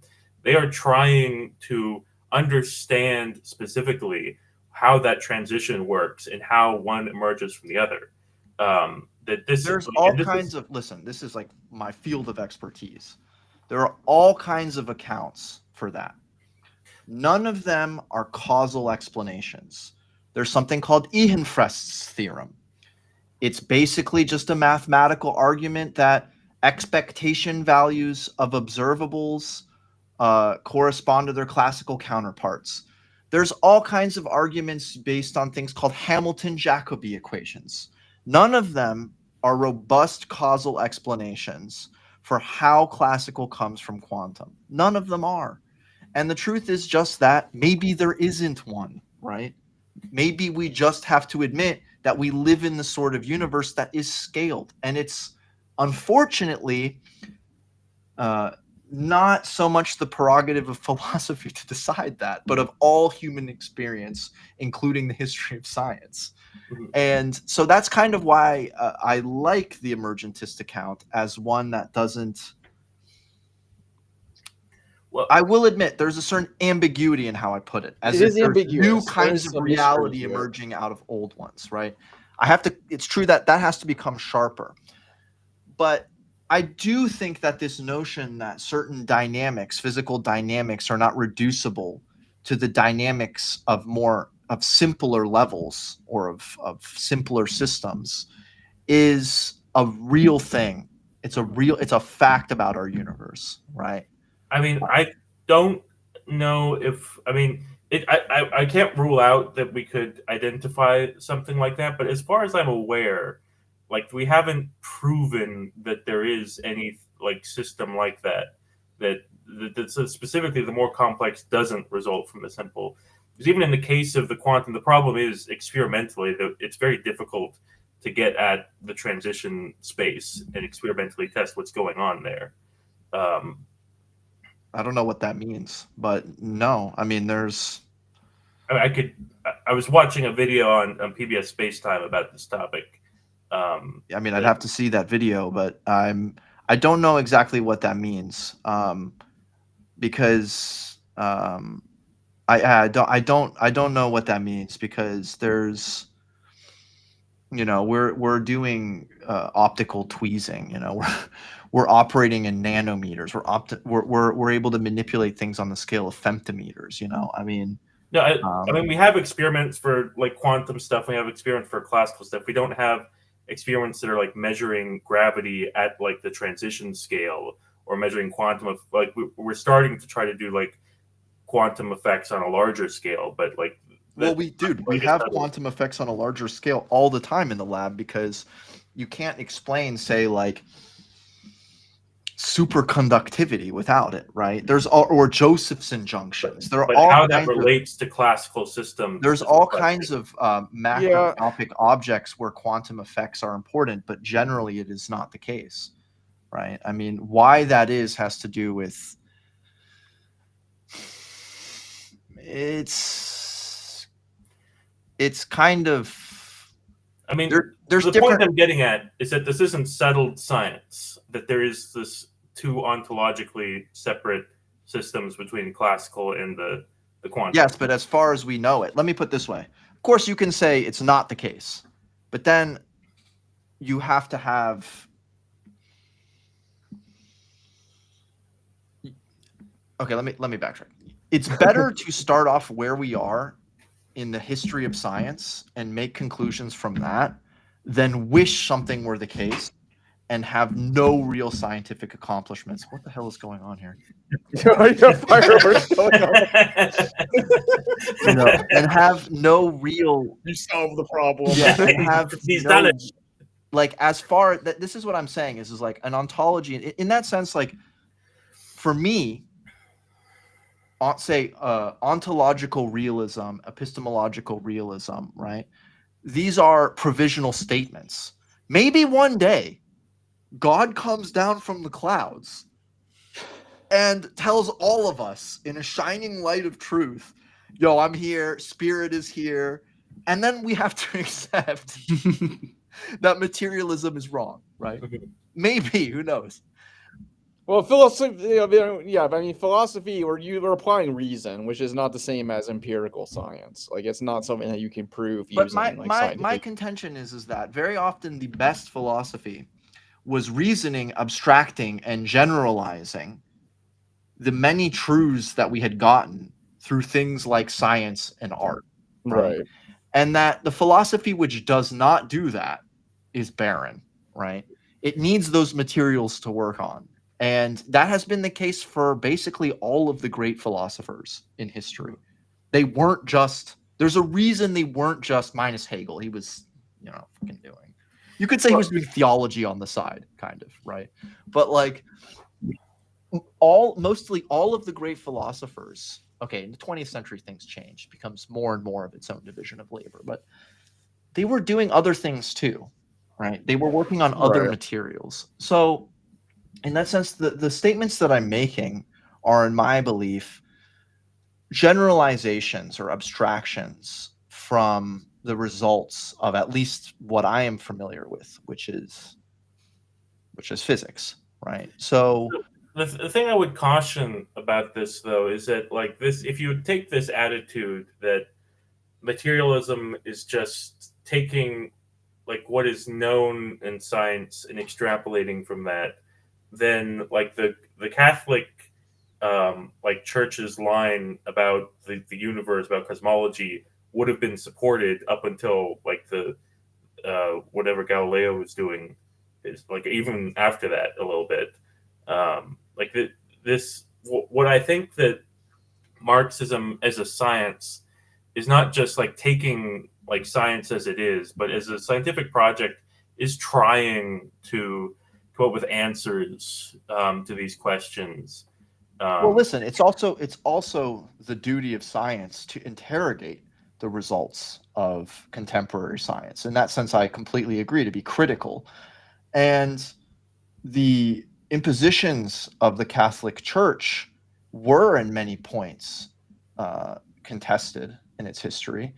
And even before the kind of Catholic sort of take, for instance, on flat Earth or whatever, there were Greeks who, like Eratosthenes, who were acutely aware, like in the 2nd century BC, that the world was not flat. Now, one of the major problems was that, the Library of Alexandria burned the fuck down. So that fact had to be rediscovered. But yes, you're right. You don't uncritically accept the results of natural science. It is also the duty of philosophers to know that science and to criticize it.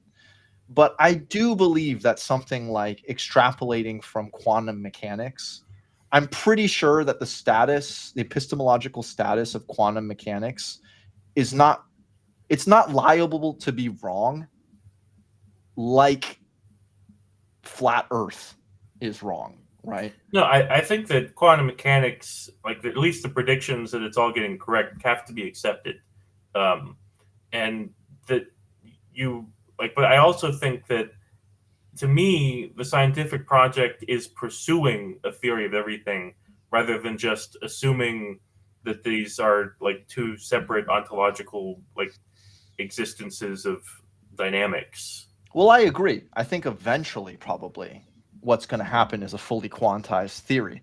But it also has to be asked. Now, first off, human beings lived with classical physics. People like to say since before quantum, but that's not true. The proposition, the philosophical generalizations that came out of Newtonianism, things like there exist point particles or whatever, right? Or there are forces, or there's such a, those were not obvious statements to people, right? It took hundreds of years for that science to influence the common sense, for people to think of the world as a bunch of billiard balls interacting or whatever. So we've only lived with quantum mechanics for, really 100 years. But it also has to be questioned, why has quote unquote reality resisted being fully quantized? Now, physicists love to say, and people outside physics, because it's so fucking complicated. Because it's so complicated to quantize gravity. It's so, the math is so hard. And I don't know, something about that. Sure, it is hard. Whatever. Okay. They do category theory and the fucking spin foams and all this bullshit that no one understands. But maybe some of it and it's just a suspicion. Maybe it has to do with the fact that things are scaled, that there are these discontinuities, so to speak.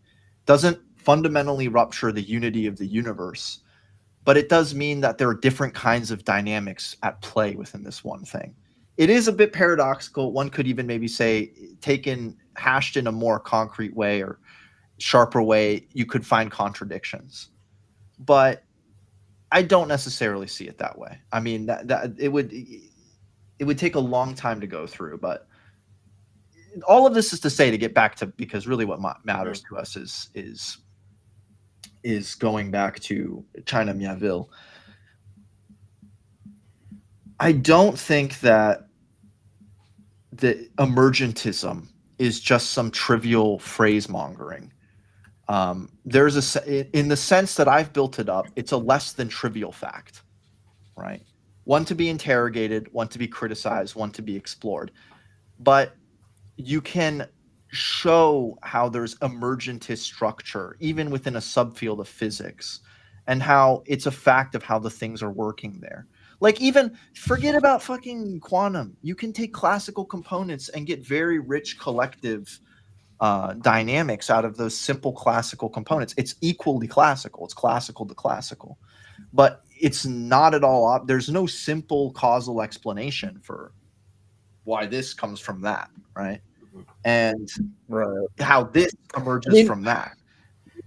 My understanding is this is kind of like what Engels was trying to get with the quantity, the quality law of dialectics, is that like at a certain phase of quantitative change, a qualitative change occurs. Like there are qualitative ruptures in like the structure of the universe, basically.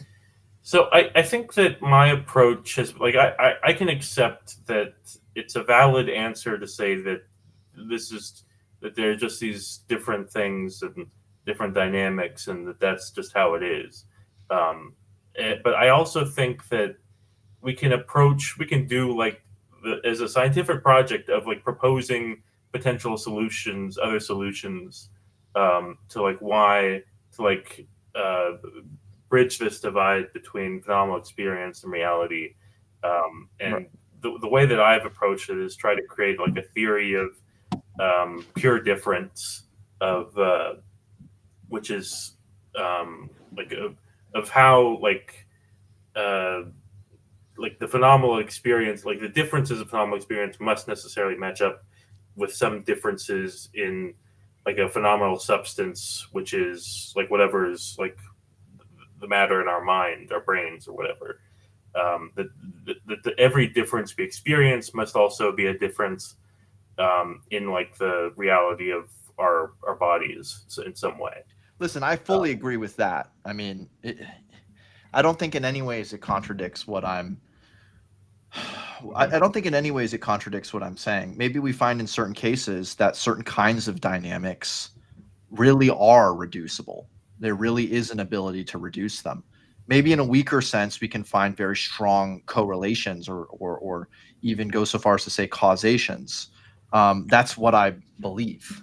I mean, that's actually what yeah, the difference between just finding causations and what I'm trying to suggest is that is try to say that in phenomenal experiences being pure differences rather than positive experiences in of themselves, we can like eliminate this idea of like the redness of a red implying that there's like something special or positive or like that experience is something in of itself rather than the difference between that experience and all the others.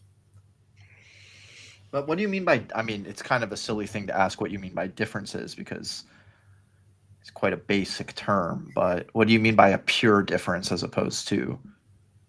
Right. So this is the basic idea of semiotics and structural linguistics, that a sign has meaning because of what it's opposed to, like its positions and oppositions, its correlations and anti-correlations with all other signs.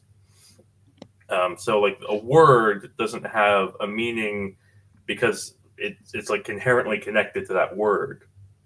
It's how the differences between that word and like all in its connections with all other words and how that maps onto like all the other differences that we experience. Like like that's how the meaning arises.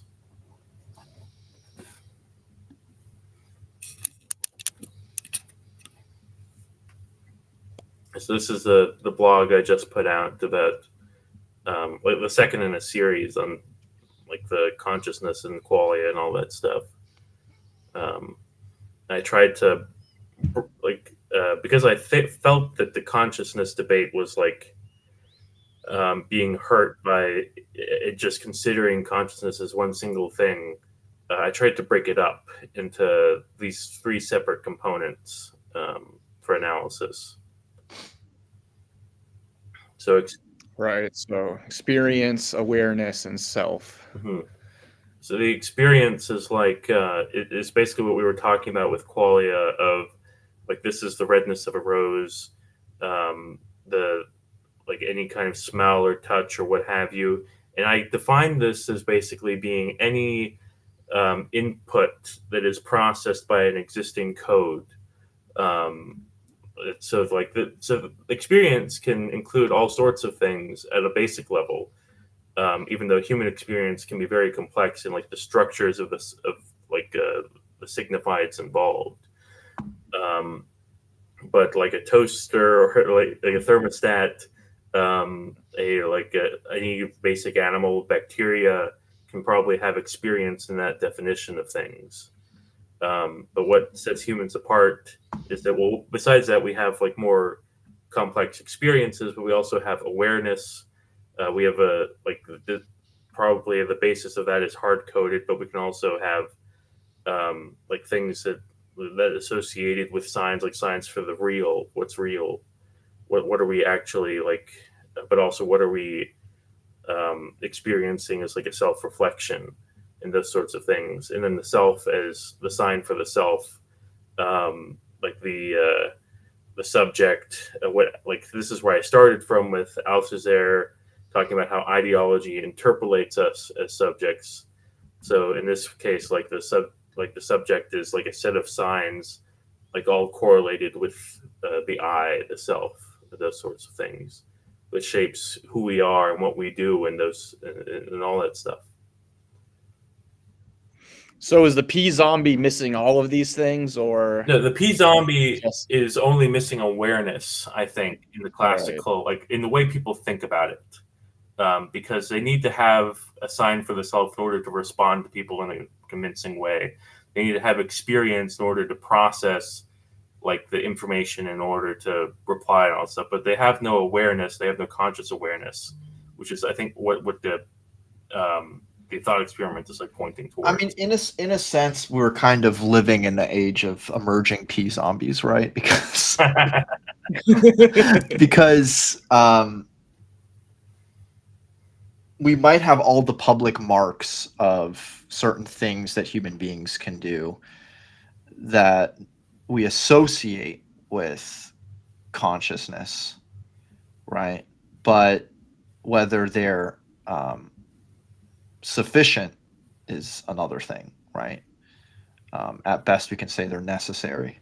So I don't know. You fucking let's say you chat with Chat GPT, but don't know it's Chat GPT, right? Mhm. And ask it how it's your day. How's your day going? It'll give you some bullshit, right? I mean, you might think, oh, this person's off or whatever, but you might not immediately say, oh, this is fucking AI, right? This is actually a part of the something I addressed in the blog itself in the second half of it. Like, how do we apply these categories to assess what things might be conscious in a fully human sense and what might not be? And I think that you can put aspects of LLMs and ChatGPT on like each of these axes, but they wouldn't be like equivalent to where humans are on them. I put out Yeah, some criteria about where humans are on them. it would be very interesting to ask a quote unquote partisan of the P zombie what they would think about, actual general artificial intelligence.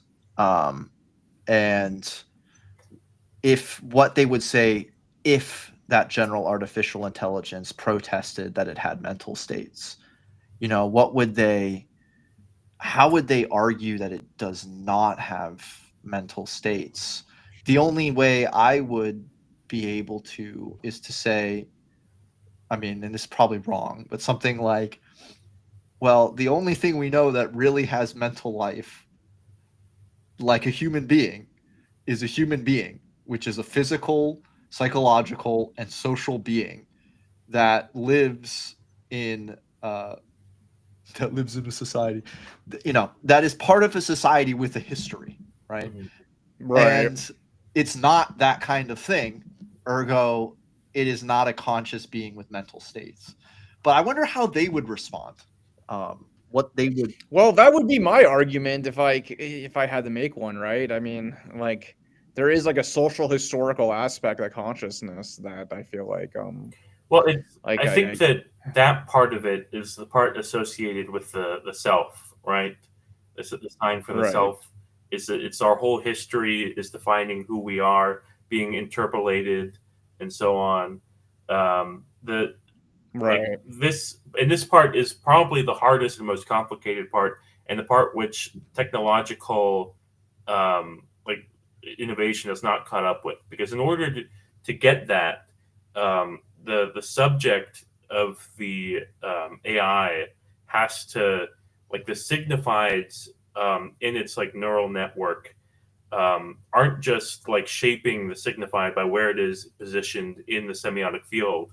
That self in humans also shapes that whole semiotic field and the signifieds within it, because we have desires and traumas and all sorts of hangups and that Freud and Lacan get into that shape our whole field of knowledge and the meaning of like words and symbols in our minds.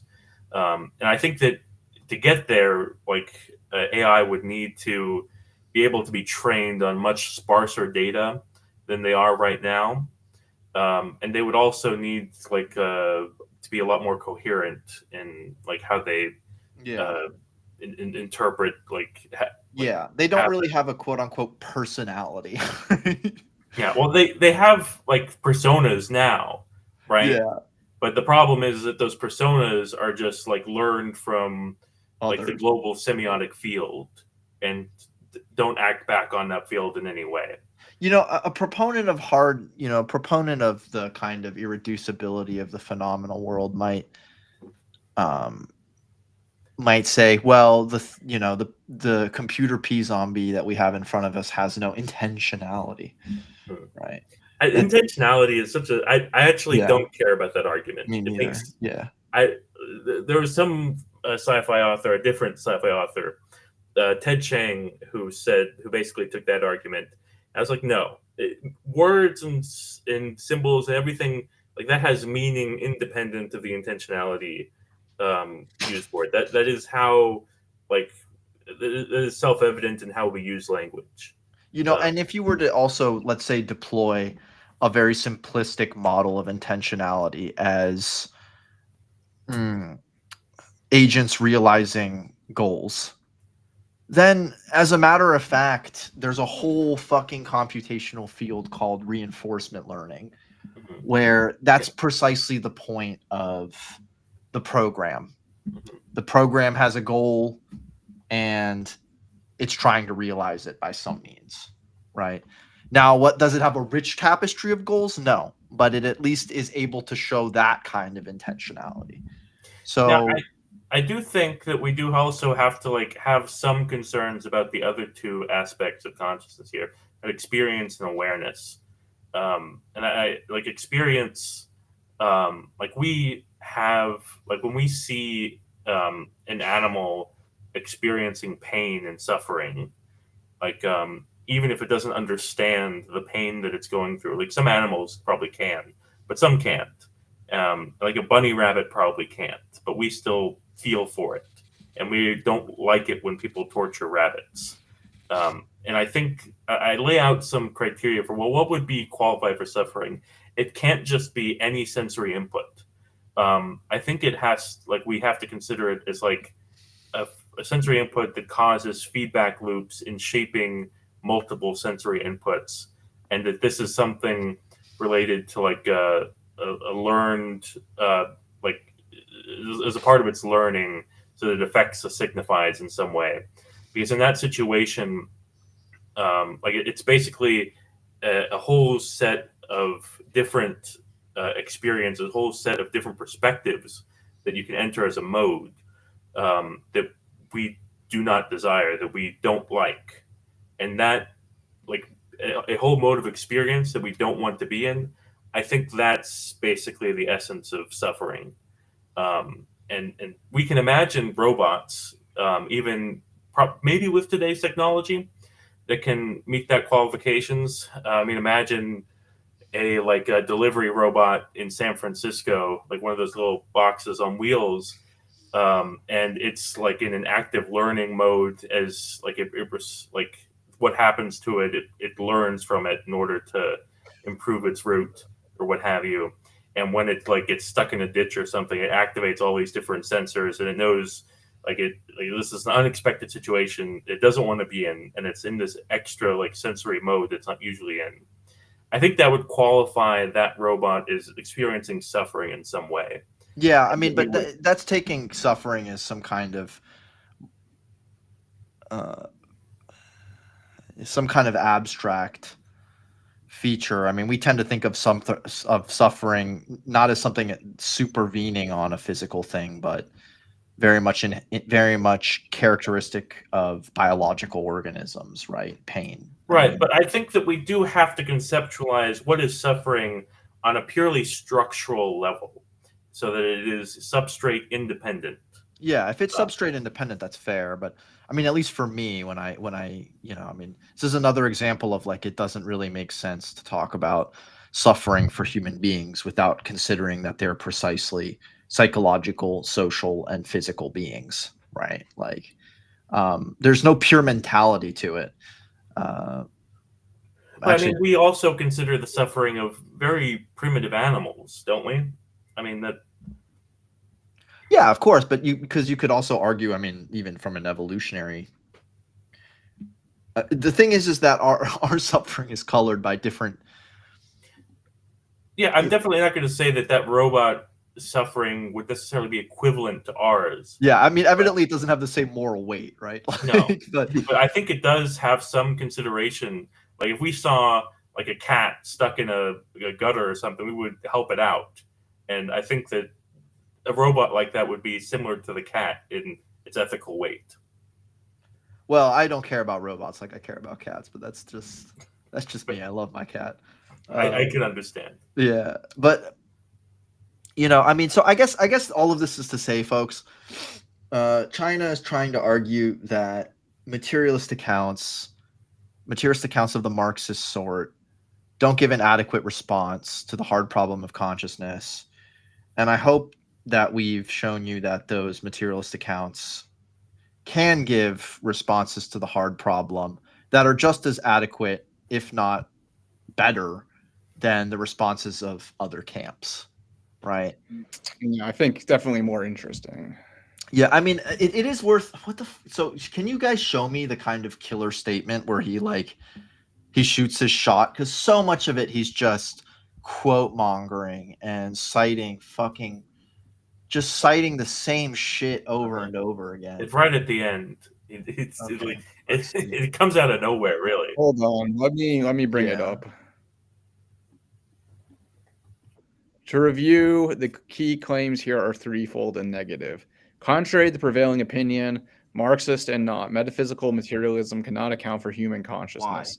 Contrary to a contrarian wing of radical materialist theory, consciousness exists. So that's like the eliminative materialist. Contrary to folk Marxism, which is just like materialist Marxism. Marxist historical materialism need not be. So he's saying you can be historical materialist without being like an ontological or metaphysical materialist. And yes, you can. yes, that is true. I actually do agree with that, but I still logically you like, can. Okay, you can believe in God and be a great Marxist. That's fine. that's fine, but you should still be a materialist. And two, cannot be predicated on metaphysical materialism. What is his argument? Like I said, his argument basically just is that hard problem of consciousness. But that's not an argument. That's just saying there's a problem. But then it's on him to show that. I don't know. I mean, he does. I guess his argument is based off of the P zombie thing. Okay, well then that's trash. Yeah, it's stupid. And I think the thing is like this was a fucking like one shot like. But I think it is an interesting example of why philosophy is class struggle in theory. And this is particularly as it relates to analytical philosophy, which is really the driving source of this hard problem. The way that analytic philosophy relates to bourgeois ideology is that it's like this. The people who take it seriously, it's like there's this expertise in the philosophy department, in the social sciences, which basically are working hard to solve all these problems and know better than you, and that you really have to take seriously. You should take claims seriously if you want to deal with them as the social existence of them. But these people are not particularly special or insightful in what they're talking about, and the halo around them has led lots of people astray ideologically and as social actors. Yeah, and I will also say, I think it's class struggle in the sense that I think the proletariat has an interest in materialist philosophy triumphing over idealist philosophy.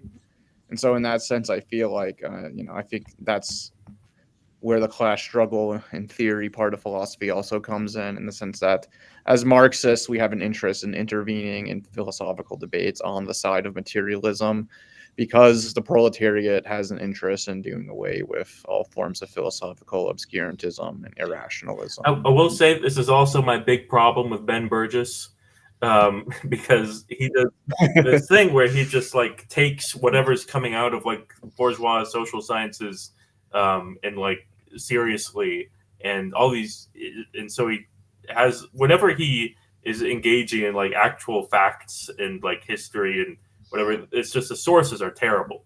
Yeah. He's much more logic than facts sort of guy. Yeah, he's I mean, I'll also say this. I think that philosophy has an emotive context, an attitudinal context, and that very often being a materialist tracks kind of attitudinally with being hard-nosed. I don't know how else to put it. I don't want to just say scientific, but Reddit. We're getting full Reddit mode here. But really looking at problems, really trying to understand them from every angle, really not flattering yourself with conclusions, just taking things as much as possible, as much as you can, as they are, right? Being critical, being skeptical. And I think that in that sense, you want a philosophy that promotes that and not just some specific set of philosophical positions. Now, does idealism or some form of idealism do that? I don't know. Maybe. I don't know. I mean, from what I can tell, people who tend to reject materialism are not attitudinally like that, very rigorous. But that's just outside of like academic philosophy. You have fucking, some weirdo solipsists who are gonna like do like modal logic to prove solipsism, right? But outside of that, outside of being a professional sophist, I find that attitudinally materialism tracks with like being rigorous and taking that there's no royal road to theory, right? That's Now, you're not going to figure out the solution to a problem through just like a lightning bolt of intuition. your mind. But even if you do get some intuition, you have to like not trust it and actually like put it up the hard scrutiny. And like the way you do that is not just by, I mean, obviously thinking is an action, right? But by letting nature make its decision, so to speak, or society make its decision, right? Not just what you want. I will say though, like, China does engage with he does engage with Dennett, which is cool. Dennett is a smart guy. Yeah, I just think he doesn't go hard enough. But yeah, I think there is some limited scope of his intellectual background. Yeah, I mean, I'm an extra, but I was always a bit of a. You were always more heterodox. Yeah. I was the kind of guy who would read, like to the horror of many of my comrades, Mao and other such characters. So, I wouldn't just reduce myself to have been. I mean, so is by the way, so is Carlos. He's not here, but Carlos is also an extra. But neither one of us we're kind of orthotrots. But yeah, I mean, Amelia, I am curious to know what you mean though by like limiting his intellectual scope here. Because one of the things I will say, one of the things I was kind of impressed with is the fact that he did kind of engage a fair amount of material that's not conventional for Marx. Like, come on, like fucking David. I never thought I would read David Chalmers in a popular Marxist like essay or Daniel like Dennett. I would never have expected that guy to come up, or Gilbert Wyatt. Well, I was happy to see that he was actually engaging with this kind of philosophy and not just like doing the typical like quote mongering of MEC. Yeah. I definitely think that Marxists need to read more widely and engage all this different stuff. Oh yeah. And I think that him writing this was positive in that respect, that it generated some discussion of. It was more interdisciplinary, and like, I mean, he's just one guy. It's hard for him to read everything, and we want him to read all the specific critique or whatever. But it's on us to elaborate and promote like these specific ideas. I also do wish he had been a little more analytic in the sense that here's my argument. Like, here's the proposition I'm trying to show. Here's my argument. Whereas you get the feeling that it's kind of just argument by intimidation or quote mongering. And that's really Yeah, that's the thing. He has like an impressive bibliography, but he kind of uses the impressive bibliography to like, I mean, like, it's just kind of like impress you into agreeing with him. you get That's what academics do, man. They like love to just like list off all their sources they're citing and just be like, well, like, you know, I'm citing Bourdieu and Spivak and or I don't know, just no, yeah, you do. list off a bunch of like citations and like think that's an But argument. it just basically comes down to, so I mean, from what I gather, The labor value of theory. we've basically distilled the argument into like 6 propositions. I mean, it's not that heavy. Yeah. So it's a bit,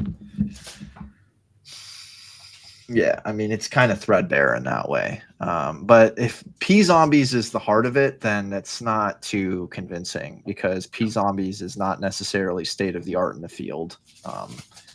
I'm not sure what the status of P zombies is right now, but I'm sure. Okay, guaranteed that you type in P zombies and you're going to get 10,000 analytic philosophy papers on it, making the most minute distinctions back and forth. But let me look at archive. I definitely think that more Marxists need to write like polemics against analytic people, just in general. I mean, I found it very fruitful to do that sort of thing with the rationalists. It really helps clarify your thoughts on things that you wouldn't have given much attention to. P zombie papers. Oh my god. Yeah, there's a P zombie paper that came out in Philosophical Papers in 2024. It's always the zombies, man. I mean, look, bro, there's a fucking Stanford philosophy encyclopedia of philosophy. Yeah, I quoted that, Yeah. in one of my blogs. Yeah, I'm gonna read about it. Stanford Encyclopedia Philosophy is Dude, it's solid. It's better for analytic stuff because they don't like it's all just in there. It's dank. Yeah, it's so good. Yeah, I mean, this is gonna probably. I mean, if you look at the bibliography here, it's probably gonna be all the greatest hits of the greatest hits. Oh, Papineau. I love this guy, David Papineau. Great analytic philosopher. Yeah, one of these days, Donald, we should just do scientific realism podcast. Yeah. Stream. I have so many recommendations for that. Well, you should send me some of them. I want to read. Yeah, I'm not as familiar with. I'll try to get more into philosophy of mind stuff, but to be honest, I'm just fucking. There's too much to read, man. Yeah, my response is gonna be less so about whether or not emergentism is, how do I put it? Less so about deflecting the notion that it gives an adequate response and more so trying to flesh out how it is an adequate response, if that makes sense. They're not necessarily just obverses. So, I mean, it's like all he says is that it can't fully account Marxist materialism can't fully account for the hard world of consciousness. That's easy to disprove because you just account for it. Yeah. Yeah, I mean, exactly. If it can't, the question, it's like, that's the thing. It's like the onus also very much is on him to tell us what like an adequate or a good or a comprehensive response would be. And nowhere in this does he. As an analytic philosopher, you would be taught to be like, these are the criteria an adequate philosophical response should have. 1, 2, 3. These are necessary. This is why it's necessary. The Marxist account doesn't hit 0.2, therefore it can't necessarily be a full account, right? That's how you would be taught to do it in analytic philosophy. If he wanted to be effective, that's how he should have done it. But instead, just throw 1,000 quotes at the problem and hope that people shut up. That's not a fucking argument, you know? Well, you know, he's a literary guy. Yeah. I mean, he writes fiction. But To be isn't fair, what- that is like a standard Baffler article sort of thing, or lots of left magazines do that sort of thing. What? What do you Not mean? Cosmonaut, though. You guys are better than that. Do what? Just like put a bunch of quotes and have Yeah. that be your argument. Yeah. I hate quoting is not Just an argument. summarizing people. Yeah, quoting is not an argument. Yeah, no, I will as an editor for Cosmonaut. I'm sure some of you have had me edit you before, but if you use too many quotations, I will tell you to remove them or to elaborate more on them. because it's not- Arguments. make arguments. Yeah. I want your own writing, not someone else's writing. Arguments. Give me make assumptions and make arguments. Like, please. This is something that is sort like, you know when people be like, "Yo, you need like," you'll say something and they'll be like, "You clearly haven't read the literature," and you're like, "Well, why is the literature right? I don't give a shit about the literature if it's all trash." You know what I'm saying? So, yeah. Anyways, but I've also said that to people, though. To be Huh? fair. But I've also said that to people. yeah, you clearly haven't read the. I have said I am guilty of saying that to people, but I was right. I was correct. Well, it to say depends. in my It comment. depends also. Like, let's be honest, the field. You know what I'm saying? Like, Yeah. yeah. I mean, like certain. If someone tells me like go read like the literature on, I don't fucking know, on like the Portuguese colonialism. Like that's like a weird enough like subfield that I'm sure the people like in it mostly know what they're talking about, you know. Mhm. But there's a lot of like trendy Right. shit where it's like, come on, it's just bull. Yeah. Well, think for example, like take a book like What Is to Be Done. If you like give that book to someone who like knows nothing about history and politics, you know, they're not going to really get that much out of it, to be honest. Whereas you read like Lenin Rediscovered or Neil Harding and you read the literature around it, then you're actually going to have like some real historical depth to. Yeah, understand unfortunately, that what- shit is 1,000 pages. But yeah, but that's why you have to read the literature, man. To read 1,000 pages to understand a book that's like 100 pages. No, there's shortcuts. No, I There's- agree. there's lit- We should wrap up though, because we have. But yeah, no, I think we're good to wrap up. But yeah, I think we did a good job, guys. Yeah. I think so. Yeah. Well, thanks for having me on. Yeah. Thanks for Appreciate it. coming on, man. Thanks for coming on. Yeah, I think I like how I started out making a joke about Hassan's dog, and then towards the end we were talking about animals and stuff. That kind of came full circle there. Bug moment. All right, comrades. Well, please. Wait, what is this? You guys watched Oppenheimer. I read Das Kapital, all 3 volumes. He says, "Oh yeah, I do remember that. I do remember that." Yeah, that was like, come on, man, Christopher Nolan. Like, if you're gonna throw in a Marx reference, at least like get the Marx reference. Oh, and right. Oppenheimer says like it's Turgid stuff about Capital Volume 1 or whatever. It's like, fuck off. Yeah, yeah, that was funny. But anyway, yeah, no, I will say he doesn't really steel man his opponents. Nah, yeah. he doesn't. I mean, what the problem is that like he throws a bunch of quotes about what they are, and then I'm telling you, the onus is on him to give us an account of what a good answer to the problem is. Insofar as he doesn't do that, he does not have an argument. So it's just that simple, right? Maybe as part of what I'm writing, I'll try to like do that for him or something. You know what I'm saying? Like, this is a list like to, but it'll be very hard because it's a very Yeah. deep thing to think through what a good philosophical response to a philosophical problem is. All of those terms have to be understood, right? What's a philosophical problem? What's a response? What's a good response, et cetera, et cetera. So, Well, we'll bring the conversation forward. I think maybe he'll even watch the stream. I doubt it. We'll see. But much love, man. I mean, you know, you did it. Maybe Richard Seymour will bring it to his Yeah, attention. we'll be made fun of. That's okay. We'll be We love you guys. All right, guys. Please support us on our Patreon and subscribe to our YouTube channel. And if you're on Twitch, also subscribe there. And check out our merch, check out our stuff. Keep our operation going good in these difficult times, as always. And